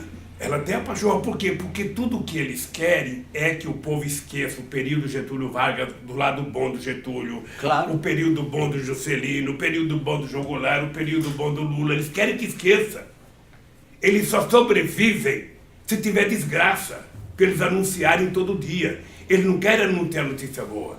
Você pega, por exemplo, Minas, você pega, por exemplo, Minas, eu tenho orgulho, Lírio, eu tenho orgulho de ser o meu partido responsável, tá, da concessão de 52 milhões de hectares de terra. 52% de tudo que foi disponibilizado para a reforma agrária no Brasil foi feito no governo do PT. Em 500 anos, nós fizemos 52% de tudo em apenas 12 anos. Tá? O que nós fizemos de programas sociais, porque o sucesso da economia brasileira não se deve a um programa, mas a um conjunto de coisas que foram feitas, que eu acho que o PT, todo santo dia, deveria estar divulgando. Tem gente que fala, não, mas não pode ficar falando do passado, tem que falar do futuro. O futuro só terá credibilidade se as pessoas conhecerem o passado. Então, presidente... Você não constrói uma nova história sem que as pessoas conheçam o dia de ontem, de ontem e transformam. Esse é um ponto, quer dizer, o desgaste do Bolsonaro não resultou num aumento de apoio ao que a gente pode chamar aqui de campo progressista. Ou seja, você tem a insatisfação com a educação, mas não se transforma num movimento e em manifestações de massa. Você não tem uma representação hoje nesse campo que faça esse contraponto, a não ser o senhor na cadeia quando pode, esse contraponto direto com o Bolsonaro. Por que esse campo progressista, os partidos ditos de esquerda, não conseguiram capitalizar esse descontentamento com o Bolsonaro? Os partidos ou as pessoas. Gente, porque tem um tempo, tudo é um processo. Por que você não fez tal coisa ontem? Eu não fiz tal coisa ontem porque eu não estava pronto para fazer tal coisa ontem. Deixa eu lhe falar uma coisa. Mino Carta trabalhava na revista Isto É. Se você for procurar Isto É, você vai lembrar que a única revista e a única notícia sobre o primeiro comício das diretas já na frente do Pacaembu foi convocado pelo PT. A imprensa não deu absolutamente nada. Foi em dezembro do ano anterior ao 25 de janeiro de 84. Exatamente. Tá? Foi em novembro e tal. Eu lembro da data porque foi na data em que o Fernando Henrique Cardoso foi ao ato para anunciar a morte do Teotônio Vilela. E lembro que o Montoro não foi no ato porque ele tinha ido a um negócio qualquer que tinha no Jockey Club de São Paulo. Então eu lembro da data. A data que morreu o Teotônio Vilela foi a data que nós fizemos o primeiro ato das diretas, que o único registro público que tem foi a Isto É, por causa do Mino, não por causa de quem está lá agora. Então, depois das diretas foi escondida pela imprensa há muito tempo, ela foi crescendo. Ela foi grande no dia 25 de janeiro de 84, porque a gente governava o São Paulo com o motor e foi liberado o metrô. Você lembra que eu fui almoçar com você no dia 5 de janeiro? E te disse, olha, o doutor Ulisses recomenda que você compareça. E depois eu virei parceiro de jornada com o Ulisses Guimarães. Sim, eu tenho um ato, tem uma cena. Tem uma cena, menina, que quando terminou... Porque, veja, enquanto a gente estava na rua gritando direta já, o Fernando Henrique Cardoso e o Tancredo Neves estavam organizando mudança já. Ao invés de direta já, mudança já. Num acordo explícito com os militares. Tá? Eu lembro que quando terminou a campanha das diretas, o PT continuou fazendo comício. O PT tinha um comício em Belo Horizonte, que foi o primeiro comício que Paulo Freire e Antônio Cândido fizeram uso da palavra no palanque. Tá? Não esqueço nunca. E eu lembro que eu fui à casa do doutor Ulisses Guimarães, eu e Luiz Eduardo Grijaldo, conversar com ele. Chegamos lá, quase na hora do almoço, ele estava deitado, a dona Mora mandou a gente entrar, e mandou entrar num quarto que ele estava deitado. Ele estava deitado com as mãos cruzadas na barriga, e eu mexi com ele, acordei ele, falei, doutor Ulisses, eu queria conversar com o senhor. E fui convidá-lo para ir ao ato de Belo Horizonte. E ele falou assim para mim, olha, ô Lula, eu sei quando eu perdi. Sabe, enquanto eu estava me matando pelas diretas já, os caras estavam organizando o Mudança Já. E qual era o pretexto de organizar o Mudança Já? O pretexto era o seguinte, se tiver direta já, quem vai ganhar é o Ulisses Guimarães. E o Ulisses Guimarães é muito radical para os militares. Então é preciso colocar alguém que seja mais palatável, quem? Tancredo Neves. E estava o Fernando Henrique Cardoso por detrás disso, estava o Fernando Lira por detrás disso. E a história não conta. Não, a gente sabe. Então, você sabe a fina flor da intelectualidade, mas a verdade é que jogaram fora a campanha da direta.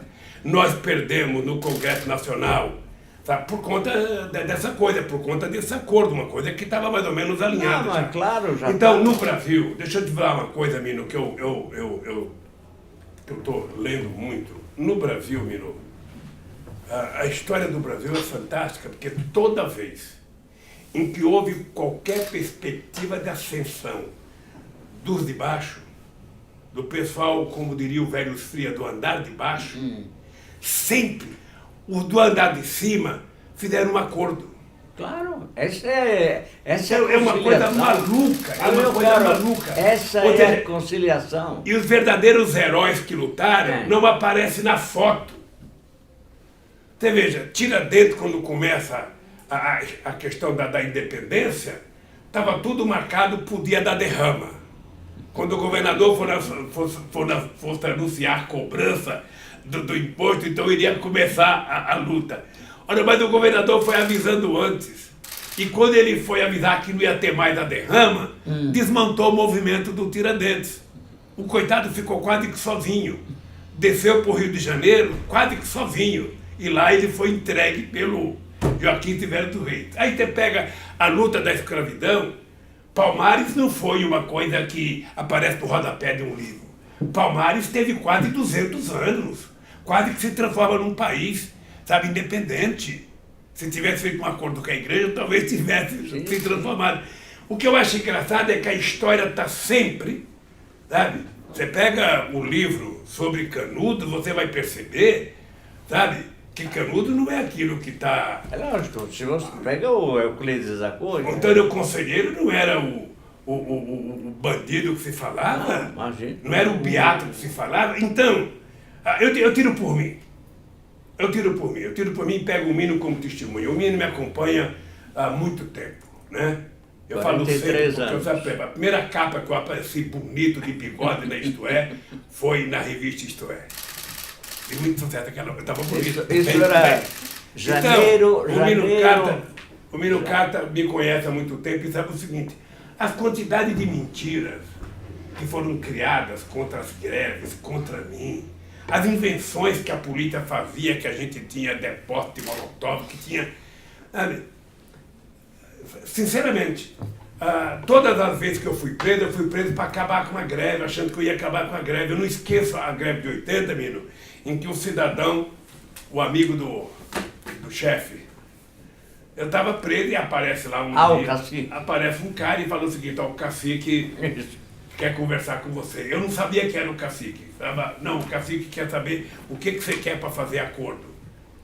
E era o Golbery, né? Aí eu falei, eu não sei quem era. Não, o Tumão me confessou. Eu não sei era quem era. O cacique era o... Cacique. Ele me confessou. Aí eu falei, o seguinte, fala pro cacique que eu quero o seguinte, se atender minha pauta de reivindicação, eu negocio e acabo com a greve. Não atendeu, eu não negociei. Aí veio o Dom Cláudio falar comigo, veio o Dom Paulo falar comigo, veio alguém fazer noite, veio o Teodoro Vilela, acaba com a greve, cara. Eu não vou acabar. Sabe? Eles que cabem com a greve, eles que fazem o que eles bem entender. Então o senhor acha que isso é um processo... Então, veja, toda vez, eu estou falando isso porque eu falei das diretas, e que a gente estava na luta pela direta já, e estava já o pessoal organizando mudanças já. Agora começa essa história, não, mas da polarização do PT com o PSB, não sei, com o PSB. Olha, cria um partido maior do que o PT. Cria um partido maior do que o PT e disputa as eleições. Veja, o que as pessoas têm que entender é o seguinte, o PT nasceu em 80. Em 82 eu fui candidato a governador, fui o 4º colocado. Você não imagina a raiva que eu fiquei de ser o 4º. Eu perdi para o Jânio Quadros, perdi para o Reinaldo de Barros e perdi para o Montoro.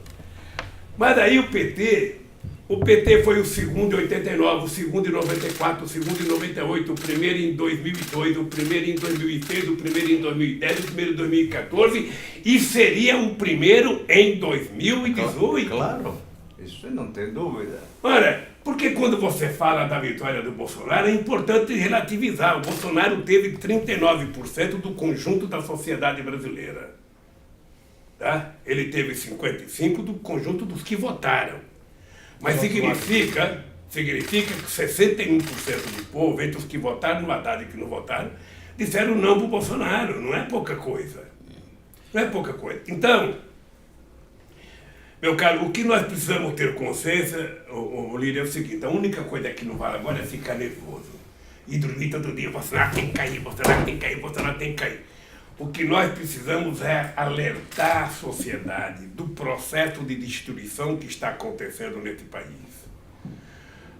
E tentar começar a fazer o povo se manifestar para não permitir a destruição. Mas quem vai alertar? Quem vai alertar? Veja, eu acho que nós temos liderança em todos os movimentos aí. Nós temos gente boa. Eu sei que vai ser lançado, ou já foi lançado, uma carta ao povo brasileiro sobre a questão da soberania nacional. E nós precisamos dizer para a sociedade: não dá para aceitar um ministro da comunicação grosseiro como esse, destruidor da educação, desculpe. Não dá para a gente aceitar um ministro do exterior como esse. Não dá. Sabe? E aí o povo tem que ir para a rua exigir respeito. Eu não sou contra esse negócio de que o Bolsonaro quer indicar o filho dele. Quem tem culpa é o Senado. O Senado é que vai assumir a responsabilidade. Se o filho dele fosse um gênio, fosse pelo menos um Celso Amorim, tudo bem. Mas porque o cara aprendeu a assar hambúrguer, não é possível. Nós precisamos de alguém com um pouco mais de, sabe, um pouco mais de finesse intelectual, de diplomacia, de conhecimento de política externa, de conhecimento de economia, de conhecimento de comércio exterior, para você colocar lá. Afinal de contas, a embaixada americana é a mais importante. Quanto mais independente for o embaixador, melhor para nós. Agora, você vai colocar um serviçal. Mas voltando aqui, presidente, ao papel da oposição, o senhor acha, por exemplo, que o Haddad desempenha contento esse papel neste momento? O senhor está satisfeito com o que ele tem feito? Deixa eu te dizer uma coisa. O Haddad foi uma surpresa extraordinária, de boa para o PT. O Haddad, eu acho que é um quadro altamente qualificado. Como nós temos outros na liderança, nós temos na oposição outras figuras. O PT tem um governador na Bahia, que é o estado mais importante, já governamos a Bahia há 4 mandatos, tem no Ceará, tem o Flávio Dino, tem o Ciro Gomes. Tem o Nordeste. Sabe, tem o companheiro O Nordeste inteiro. Tem o companheiro Boulos, e tem outros governadores, tem um monte de gente boa. Sabe, na hora que a gente vai construindo, qual é a vantagem do Haddad? É que o Haddad está no partido mais importante, o Haddad está no partido que tem mais votos, o Haddad está no partido, sabe, que tem muito mais experiência. E o Haddad, por que eu era contra o Haddad assumir a presidência do PT? Porque eu achava que o Haddad, como tinha saído fortalecido na eleição presidencial, o Haddad deveria ser uma espécie de uma pessoa que tivesse capacidade de conversar com amplos setores da sociedade e não apenas com o PT.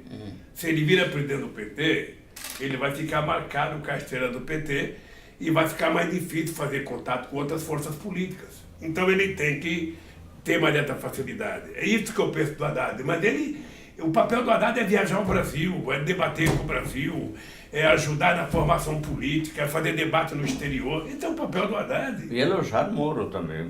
Hein? E elogiar Moro também. Não, deixa eu lhe falar uma coisa. Eu sou do tempo que tinha muita gente que elogiava o Moro. Sabe? Somente quem criticava o Moro não, porque era a vítima e os meus advogados. Eu lembro do pessoal que queria, quantas vezes achava que eu tinha que tirar o meu advogado, porque era muito radical ser advogado. E a revista Carta Capital também. Tinha gente que Tudo achava. aquilo que Tinha gente que achava que revela, nós já tinha gente que achava que o advogado não precisava brigar com o Moro. Toda vez que o Cristiano brigou com o Moro, ele veio conversar comigo. E a minha decisão é o seguinte: não tem trégua. Não tem trégua. Sabe? Não tem trégua. A verdade ela tem que ser dita, não tem negociata. Eu estou aqui dentro já há 1 ano e meio. Sabe? Então estou olhando a minha liberdade há 1 ano e meio. Isso vai ter um preço. Isso vai ter um preço quando eu sair daqui. O Estado vai ter que se responsabilizar. Sabe? Mas eu acho. Agora veja. A sua Agora, atitude é perfeita. não adianta vir com favor para mim que eu não estou precisando de favor. Não, eu estou dizendo isso até. Não venha dizer, coitado do Lula, já está com 74, deixa ele ir para casa dele. O senhor não vai. Fazer prisão domiciliar. O senhor não vai. Vamos colocar uma tornozeleira nele. Primeiro, eu não sou pombo correio. Tá? Se quiser colocar, coloca no pescoço do Moro uma corrente. Não na minha canela. Segundo, eu só saio daqui com a minha inocência total. Claro. Ou esses canalhas provam que eu errei e me culpam e eu fico desmoralizado, ou eu vou provar que eles são canalhas e eles vão ficar desmoralizados. Sabe? Não é olho por olho, dente por dente, não. É apenas uma questão que eles têm que saber. Eu fui criado por uma mulher que nasceu e morreu analfabeta, que passou fome junto com os filhos, mas ela me deu dignidade. E disso eu não abro mão. Dignidade e caráter, menina, a gente não encontra no shopping, nos aeroportos, no free shopping, não encontra no shopping, não encontra nos mercados. Dignidade a gente encontra é na nossa formação de berço. Se o senhor for inocentado, o senhor é candidato em 2022? Como é que eu posso falar? Eu estou com 74 anos. Eu estou novo, o menino sabe que eu sou um cara de muita energia. Estou até pensando em casar, pô. Então é minha... O pernambucano aqui, né? Não, eu não diria que... obviamente que vai ter gente muito mais nova do que eu, com muito mais disposição do que eu. Eu não posso ficar achando que ser presidente... Muito mais disposição do que você? Eu não sei, veja, eu preciso sair daqui, preciso saber como é que eu estou, como é que estão as forças políticas. Sabe? Obviamente que você tem um monte de gente com 40 anos, 50 anos, 60 anos, sabe, que pode ser candidato. Eu me contentaria em ser cabo eleitoral, não tem problema. Agora, se não tiver ninguém capaz de derrotar essa podridão da elite brasileira que governa esse país, pode ficar certo que o Lula estará no jogo. E será diferente? O senhor sempre foi um conciliador por natureza, até pela função sindical. O senhor acredita ainda nisso, numa conciliação? Deixa eu te falar uma coisa, o problema é que não é a palavra conciliação. Sabe, conciliação você mais. Se eu tivesse feito uma guerra e tivesse ganho a guerra, matado metade dos adversários, e depois que ganhasse eu fosse negociar, era uma conciliação. Mas eu ganhei uma eleição em que eu tenho instituições independentes. Sabe, eu de 513 deputados, eu tinha 91. De 81 senadores, eu tinha 10. Então, não tem conciliação. Você tem que negociar para governar. Quando eu mando uma medida provisória para o Congresso Nacional, eu preciso de metade mais um. Então não tem conciliação. Tem uma negociação necessária do mundo democrático. É assim no mundo inteiro. Não, mas veja, é que até a mídia vendeu essa ideia do Lula, paz e amor. Lula... Não, eu vendi essa ideia. Eu quis vender essa ideia. Sim. O paz e amor é uma frase minha. Pois Se é, alguém mas... utilizar indevidamente, é plágio. Tá, Olha, por que que eu vendi isso? Porque eu tinha de um lado os adversários me vendendo como demônio. Eu lembro que na campanha de 89, a Igreja Universal fez um jornalzinho, 1 milhão para distribuir, dizendo Lula, o demo. Sabe? Então, eu sabia que a minha origem era no movimento sindical. Então eu precisava desfazer e mostrar que eu queria governar para todos. Sim. Sabe? Porque senão você não ganha. Que foi o que o Petit fez para poder chegar ao governo na Itália. Você tem que procurar aliança, senão você não ganha. Tá? Eu poderia ser candidato mais 10 vezes e ter 30%, mas não ganhava. Então, eu penso que não tem... Se se o PT ganhar, se eu ganhar, ou quem ganhar as eleições da esquerda ganhar, vai ter que conversar com outras forças políticas, sim, a não ser que você faça a maioria na Câmara, a maioria no Senado, você mude completamente os 11 membros do poder da Suprema Corte, você muda, porque as pessoas estão lá. Há uma dinastia. Aliás, uma coisa ali que você poderia pesquisar, a Casa Capital poderia pesquisar. Pega a árvore genealógica de quem são os representantes no Poder Judiciário brasileiro. Você vai perceber. As famílias que participaram da luta pela independência, que deram um golpe no Dom Pedro, sabe, para fazer a República, estão aí, todos estão aí. Não tem ainda nenhum ProUni, sabe, no acordo. Então, mas presidente, os governos do senhor e da presidenta Dilma tiveram uma chance enorme, tiveram 13 ministros do Supremo. Não tivemos chance, não é assim que você escolhe. Veja, se um dia você ganhar e quiser ser um bom presidente, você não pode fazer da indicação um compadrio. Você tem que indicar com base em algum critério. Qual foi o critério? Eu não sou advogado, eu não conheço as pessoas. Você tem um critério, você tinha pessoas importantes que eu consultava. Então você tem um currículo da pessoa. Você tem, sabe, e o histórico da pessoa. Tem coisa errada, não tem coisa errada, é isso que você escolhe. Eu nunca sentei com alguém que eu escolhi para falar que você vai ser escolhido, mas tem que votar em mim. Nunca, não é assim. Não é assim. Eu tinha gente que eu confiava e que eu pedia aconselhamento, gente importante, gente que eu confiava e que me indicava, olha, mas Lira, a vida é assim, sabe, não tem gente que casa e um mês depois está separado? Não tem? Tem, claro. Não tem time que contrata um jogador por uma fortuna e um mês depois o cara está fora do time porque não prestou? Ora, quando você indica uma pessoa, você indicou uma pessoa que era um profissional da área. Agora, quando o cara bota toga, o cara pode se achar Deus. Tem, sabe? E aí o cara fala, pô, quem é um presidente perto de mim? Quem é um governador? Eu sou um fulano de tal. Sabe? Obviamente que não é todo mundo que pensa assim, tem gente que sabe para que está lá. Eu tenho orgulho de nunca ter pedido um favor a nenhum deles, porque eles não foram indicados para me favorecer. Eles foram indicados para cumprir exatamente o que está escrito na nossa Constituição. Mas não cumpre. Pois é, mas aí não é culpa minha, aí não é culpa minha. O ideal seria que o presidente que indica pudesse destituir em função de um critério. O cara indicado tem aqui uma lista de compromissos, se ele faltar um compromisso daquele, ele sai imediatamente. Nós precisamos criar essas condições. Como? Nós precisamos rediscutir como escolher as pessoas. Mas aí seria preciso reescrever a Constituição. Mas é uma coisa secular, menino, você não consegue mudar isso rápido. É lógico que não. Vai ver quem são os juízes na cidade de primeira instância, de segunda instância, vai ver. Agora, presidente, Ainda não tem nenhum sem terra lá. A gente foi avisado aqui, a gente está entrando na meia hora final, infelizmente, e tem algumas questões que a gente acha que precisa tratar. Por exemplo, Trump, primeiro, o senhor acha que ele vai ser reeleito e qual a consequência da manutenção do Trump no poder nos Estados Unidos para o Brasil e para o Bolsonaro?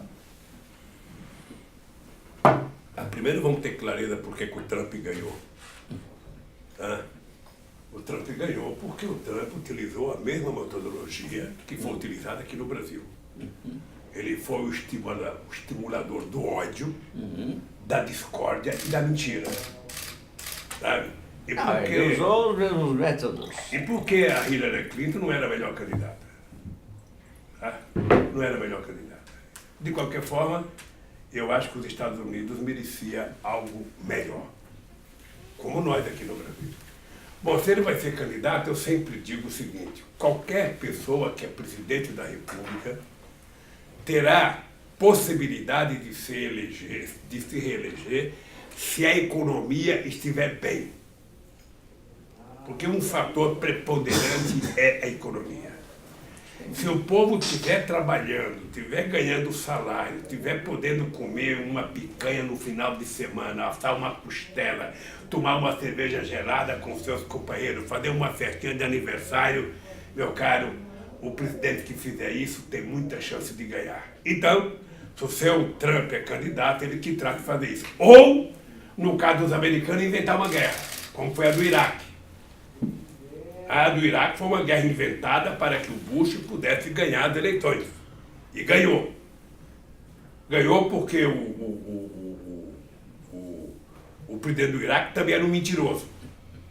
Inventou que tinha arma, inventou que tinha... Não teve coragem de dizer para o povo que não tinha. Saddam Hussein, então, a mentira fez o Bush se eleger. Sabe, tentaram fazer a mesma coisa na Líbia, tanto a França quanto a Inglaterra, não deu certo, mataram o Gaddafi, mas o Sarkozy não se elegeu.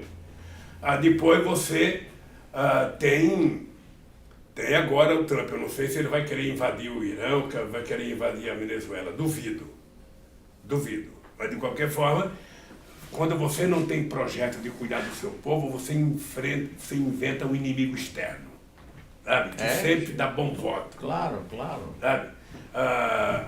E a Argentina? O Bolsonaro agora está tentando se agarrar no Macron para poder mostrar que ele é nacionalista. Ele não é nacionalista, ele é entreguista. Totalmente. Entreguista. Um presidente da República que vai passar para a história, batendo continência para a bandeira americana e lambendo botas do Trump, não é nacionalista. Aliás, o os militares chamou ele de nosso presidente, né? E os militares que estão participando do governo dele também não são nacionalistas. Claro.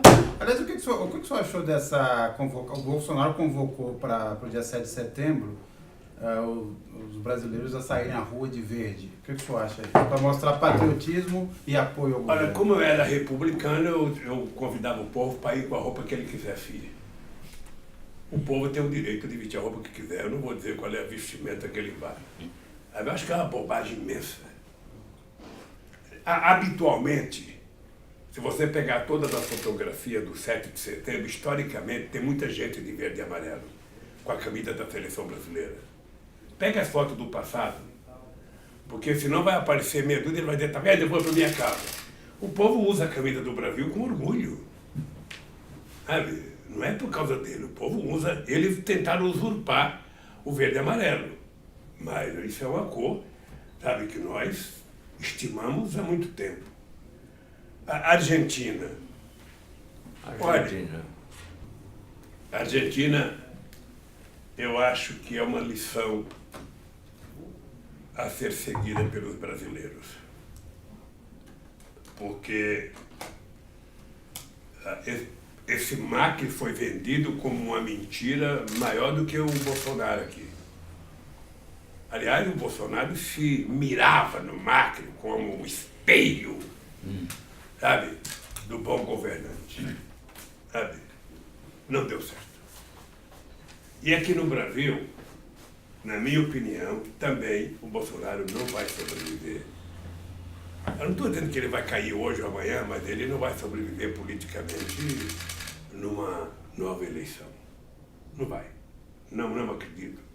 E acho que os setores progressistas vão retomar vários países, porque foi o que deu certo. Qual é o melhor país da América Latina hoje? É a Bolívia, que quer evitar que o Evo ganhe novamente. O que o senhor achou especificamente dessa decisão da Cristina de, diante da também perseguição que vive lá, ter sido aberto mão de ser a candidata principal e ter sido vice? Olha, eu acho que a Cristina avaliou várias coisas. Primeiro, a situação política dela, a situação da rejeição dela, que era muito grande, e ela resolveu, então, indicar o Fernando no lugar dela. Acho que foi uma decisão acertada. Uma decisão muito bem acertada, uma decisão, sabe, que eu espero que dê certo para o povo argentino. Veja, a Argentina, ela já foi a 5ª economia do mundo. Você anda em Buenos Aires, você tem noção da potência que foi aquele país. Claro. Aquele país também não nasceu para ser lambibota dos Estados Unidos. Aquele país nasceu para construir a sua própria soberania. Sabe, que os Kirchner estavam construindo, que nós estávamos construindo aqui. Nós não temos o direito, o povo brasileiro não tem o direito de permitir um retrocesso na soberania brasileira. É só que todos nós precisamos ensinar para o povo o que é soberania. Soberania não é apenas defender a fronteira. Soberania é defender a nossa educação, a nossa ciência e pesquisa, os nossos investimentos em bolsa, os nossos estudantes, os nossos minerais, o nosso petróleo, sabe, é tudo que nós temos nesse território. Sabe? Mas a quem cabe essa tarefa? Ao povo brasileiro. Ao povo Ao brasileiro, povo brasileiro, devidamente... num chamamento feito pelos partidos políticos. Então, Tá? Eu acho que as coisas estão andando. Mino, você veja que numa luta de boxe, o cara que é nocauteado e vai para o hospital, ele não marca uma luta nos próximos 6 meses, ele se recupera bem. Nós acabamos de perder uma eleição. Você não pode imaginar como fez o López Obrador no México, quando o López perdeu, não essa eleição, a outra que ele perdeu. mas uma eleição Nessa fajuta. Aqui, Há uma né? eleição... Foi fajuta, mas nós não fizemos, sabe? Eu não sei se certo ou errado, mas a verdade é que a gente não fez o papel de questionar o processo eleitoral. Pois é. Então, se a gente não fez o papel de questionar, como o Aécio fez conosco, talvez o PT tenha agido corretamente, sabe? Mas hoje está ficando mais claro, sabe? O uso da fake news para derrotar o PT. Quer dizer, fajuta é uma falseada. Mas de qualquer forma, a eleição começou a ser fajuta quando o Barroso deu aquele voto me tirando da eleição. Sabe? Aquilo é o fim da picada. Um juiz sozinho, ele decide, sabe, tirar um candidato que tinha 40% da opinião pública querendo que ele fosse presidente. Eu não tenho dúvida, não por méritos meus, mas porque a sociedade brasileira me conhece bem, que a gente ganharia as eleições no primeiro turno. Eu não tenho dúvida disso. E não tenho dúvida de que o Brasil não estaria nessa situação. Mas é claro. Porque é o seguinte, tem uma coisa que eu me orgulho, é o seguinte, é entender de povo e saber cuidar desse povo. O problema é que, para mim, povo não é número, povo é um ser humano. Para mim, a fome é uma doença invisível. Tá? Às vezes você pensa que o cara tá conversando com você e ele está bem, você não sabe o que está acontecendo dentro da barriga dele. E garantir que a pessoa tome café, almoce e jante todo dia, que a pessoa more decentemente. É por isso que eu tenho orgulho de começar a fazer o maior programa habitacional da história desse país e dar casa bem baratinha para as pessoas que não podem pagar. Tudo isso ele sabe que é como gasto. Na verdade, meu caro, cuidar do povo é investimento. Agora, presidente, a gente sabe que nada disso aí foi feito para abrir mão do poder rapidamente, né? A minha pergunta é o seguinte, num fracasso retumbante do governo Bolsonaro, que é o que se desenha nesse momento, o senhor teme alguma solução, teme que venha uma solução mais autoritária, um rompimento definitivo com as regras democráticas? Veja, eu sou contra qualquer quebradeira de regra democrática. Eu sou amante da democracia porque foi a democracia que me permitiu chegar lá. Eu poderia chegar ao poder ou por uma revolução armada, mas não sei atirar. Sabe?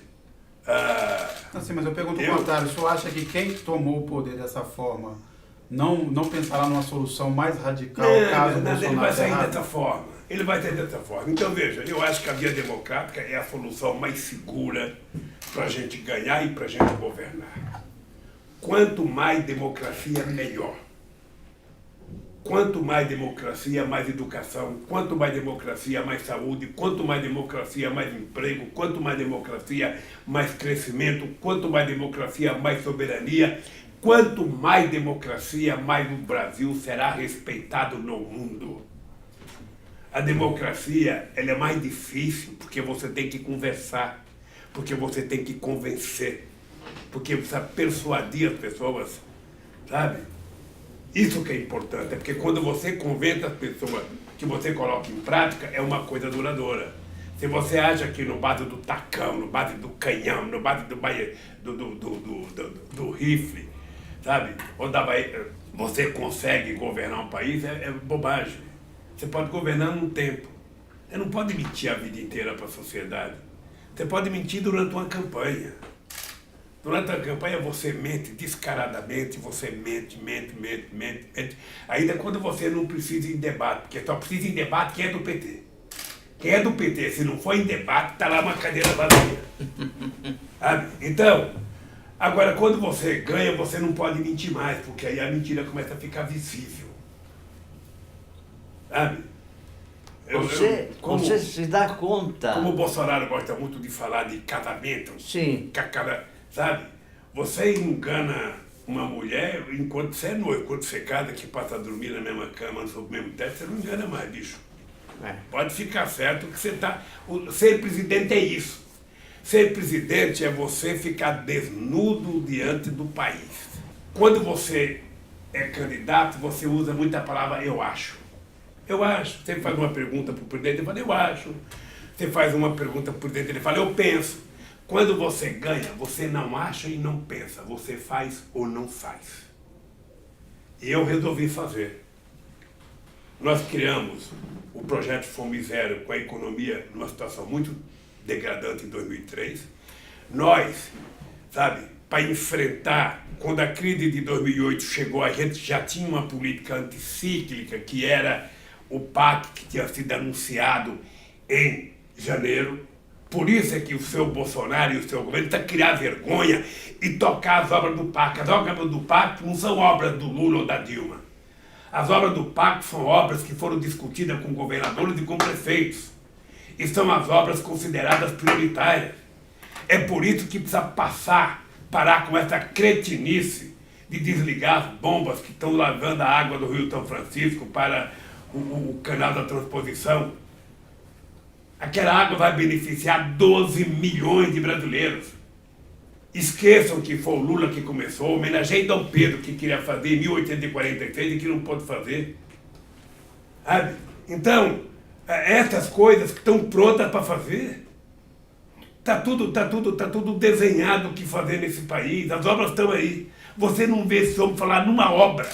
O que ele vai inaugurar, a coisinha que nós deixamos, aeroporto de Macapá, fomos nós que deixamos. Gastou mais para fazer mureta de proteção do que o que nós gastamos na obra. Ah, e vai inaugurar não sei o que, não sei aonde. Sabe, eu nunca vi tanta segurança, vê se tinha tanta segurança na minha gestão. Quem tem muita segurança é porque tem medo. Então, essa gente tem que parar de falar bobagem e governar esse país. Governar esse país significa dinamizar a economia. E se o Estado não fizer investimento, não tem investimento do setor privado. Vender empresa pública não é investimento. Vender empresa pública se chama dilapidação do patrimônio. É isso. Você está destruindo.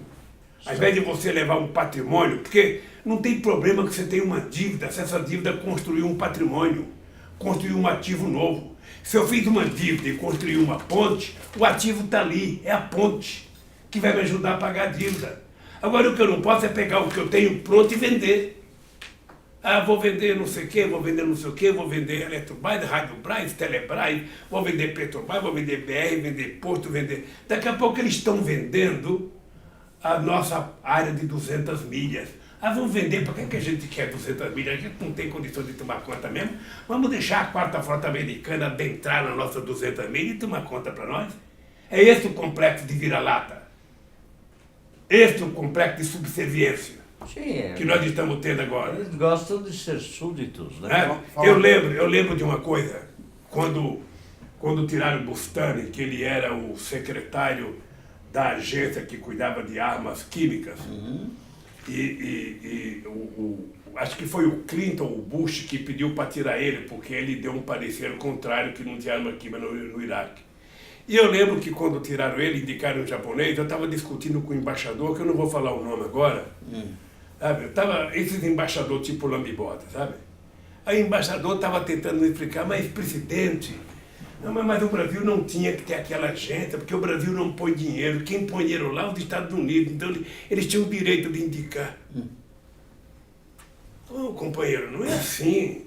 O mundo não é regido apenas pela questão de dinheiro. É pela questão política, pela questão de respeito. Eu estou vendo que do jeito que a coisa está caminhando, os americanos vão conquistar uma coisa que ninguém dá valor, que é o Brasil ser o primeiro a falar na sessão da ONU. Eu estou vendo a hora do Bolsonaro chegar e falar, ô Trump, vai você, vai. Fala por você e fala por nós. Já que você vai falar, fala pelo Brasil também. Eu estou vendo a hora, porque falar em primeiro lugar é uma questão de honra, você dá o tom. Eu lembro que quando eu fui fazer um discurso contra a política americana, o Bush estava me ouvindo. Então é um momento importante para o Brasil. Eu estou vendo a hora que ele vai lá, o filho dele vai negociar isso. Ó. Esse negócio de ser primeiro para nós não interessa, não. Veja por que eles não te querem. É o Trumpzinho que vai falar, veja o que eles querem falar. Sim. É isso. Então, eu nunca vivi um tempo de subserviência como esse que a gente está vivendo agora. É uma coisa de se apequenar, sabe? É não se respeitar em nenhum sentido. Sabe? Você se respeita no trato que você fala. Eu digo sempre o seguinte, um país como o Brasil, ele tem que ter, além do respeito das chamadas grandes potências, o Brasil precisaria ser uma espécie de indutor, sabe, de uma nova estratégia política na América do Sul e uma nova política na África. Ninguém era mais querido na África do que o Brasil. Ninguém. Ninguém. A expectativa que eles tinham com relação ao Brasil era muito grande. É por isso que nós fizemos a fábrica de antirretrovirais em Moçambique para cuidar da AIDS. É por isso que nós fizemos uma universidade à distância, que a última vez que eu fui lá tinha 900 alunos, agora acho que até acabou. É por isso que a gente mandou a Embrapa para Gana, porque a gente queria que o Brasil pagasse a sua dívida histórica com o povo africano, não em dinheiro, mas em solidariedade. Sabe, na ajuda, no desenvolvimento da África, a Embrapa pode muito. A savana africana tem a mesma lógica do cerrado brasileiro. A Embrapa poderia contribuir de forma extraordinária para que a África tivesse um boom agrícola. Era isso que eu acho que o Brasil deveria produzir. Você já percebeu que não tem na América Latina nenhum país que cresceu como a Finlândia, como a Noruega, como a Dinamarca? Você percebeu? Não poderia ter um país desenvolvido aqui na América Latina? Não tem nenhum. Porque os americanos não querem. É lógico. Não querem. Nós nascemos para ser a senzala. É isso que nós temos que perceber. O Brasil só vai crescer, só vai quando ele recuperar a sua autoestima. Quando ele perceber que ele não tem que dever nada aos Estados Unidos, ele não tem que dever nada à Europa, ele tem que ter relações diplomáticas de respeito. O Brasil é um país que não tem contencioso, gente. O Brasil é um país que pode lidar com todo mundo. Sabe? É assim que o Brasil tem que ser. O Brasil não pode ser favorável aos americanos contra a China, ser favorável à China contra os americanos, ser favorável à Rússia contra... Não! O Brasil não tem que ser contra ninguém, o Brasil tem que ter a favor da paz e da democracia. O Brasil precisa dizer alto e bom som. Aqui na Venezuela, quem vai resolver o problema da Venezuela é o povo venezuelano. Se tiver alguma crítica ao presidente Maduro, peça uma reunião de presidente para presidente e discuta com ele como se fazem os seres civilizados do século XXI. É assim que se faz as coisas. Agora, você ficar subserviente, o Brasil abrir mão da sua indústria naval, da sua indústria de gás, da sua indústria de petróleo, o Brasil desmontar, inclusive, pode ficar certo que vai acabar o submarino nuclear, o Brasil vender a Embraer, passar a nossa inteligência para a Boeing. É um desprezo contra, sabe? É como se você fosse casado e cada vez que você abrisse a boca fosse passar a mal da tua família. Você não se respeita. Então você não tem direito de ser chefe de família. Um presidente que não te respeita não tem direito de ser presidente. É preciso dizer que o Brasil é dono de si, não pela bobagem que faz, pelas coisas boas que faz. Quando a companheira Dilma criou o Brasil sem fronteira, sem imaginar 100 mil jovens estudando lá fora, como os chineses, que têm milhares e milhares. Sabe, quando a gente resolveu falar, não, o pobre vai para a universidade nesse país, e companheiro ministro da Fazenda nunca mais utiliza a palavra gasto com educação. Educação, a partir de agora, chama de investimento. Laboratório não é gasto, é investimento. É assim que você vai criar um país. Porque se a gente não discutir essas coisas, nós já nos perguntamos por que o Brasil foi o último país do mundo a abolir a escravidão. o último a fazer a independência? Que não acabou ainda. Por que o Brasil foi o último a ter uma universidade federal? Quando o Brasil criou a primeira, a Argentina já tinha feito a sua primeira reforma universitária.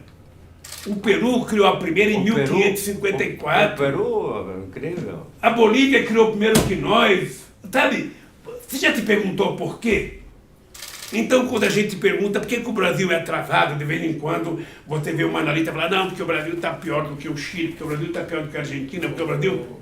Ora, o Haiti fez a independência primeiro que nós. Presidente, o tempo está acabando. Eu queria só fazer uma última pergunta. Eu tenho uma pergunta que eu queria fazer. Mas eu queria só terminar dentro de que, ao invés de a gente ficar perguntando, nós temos que perguntar quanto custou a esse país ser subserviente desde que foi descoberto. Quanto custou a esse país? Ao Brasil. É Sim, isso. É um bom cálculo. Lula, você se dá conta de que se você, tão logo a Dilma foi reeleita, tivesse dito, eu vou ser o seu chefe da Casa Civil. Em lugar de fazer isso quando já era tarde. E o doutor Gilmar Mendes interferiu imediatamente. Não, posso lhe dizer uma coisa? Diga. O Palácio, Hein? o Palácio do Planalto, Sim. e nenhum palácio do mundo cabe 2 presidentes. Meu caro. Não é possível. Eu, sinceramente, não acho. Mas por que você topou? Eu não topei, veja, deixa eu contar uma coisa. É preciso saber qual foi as circunstâncias que eu, naquela época, depois da 1h da manhã, disse sim. Sabe? Mas eu não achava conveniente politicamente, porque eu estaria entrando como salvador da pátria. Sabe? Não era eu que ia salvar, era uma mudança comportamental de todo o conjunto do governo. Mas também não vamos discutir isso agora, porque é desagradável. Quer dizer, eu na verdade, cometi, se eu tivesse que acertar um erro cometido por mim, foi o erro de não ter assumido que era candidato em 2014. E não assumi porque eu gosto da Dilma, porque respeito a Dilma, porque democraticamente ela tinha o direito de ser candidata. Isso eu sei. Sabe? Mas depois você querer governar no lugar da presidenta não dá. Na minha cabeça não dá, viu? Na minha cabeça não dá. Então, sabe, o que eu acho é que nós não fizemos política corretamente. Não a Dilma, o PT, a Dilma, eu, todo mundo. Nós erramos na política e colhamos o que plantamos. Com uma direita ensandecida, querendo destruir o pouco que nós tínhamos conquistado de social nesse país. O presidente chegou aqui, infelizmente, ao final. Foram realmente 2 horas voam, né? A gente acha que é muito tempo, mas não. Tinha ainda milhares de perguntas para fazer, mas fica para a próxima. Não vai dizer que você está com as melhores perguntas não foram feitas. Não. A melhor pergunta você tem que fazer no começo. Eu, quando ia dar entrevista, toda vez que eu começava a entrevista, eu dizia, olha, se tiver as melhores perguntas, faça agora, porque quando acabar a entrevista, a melhor não sei.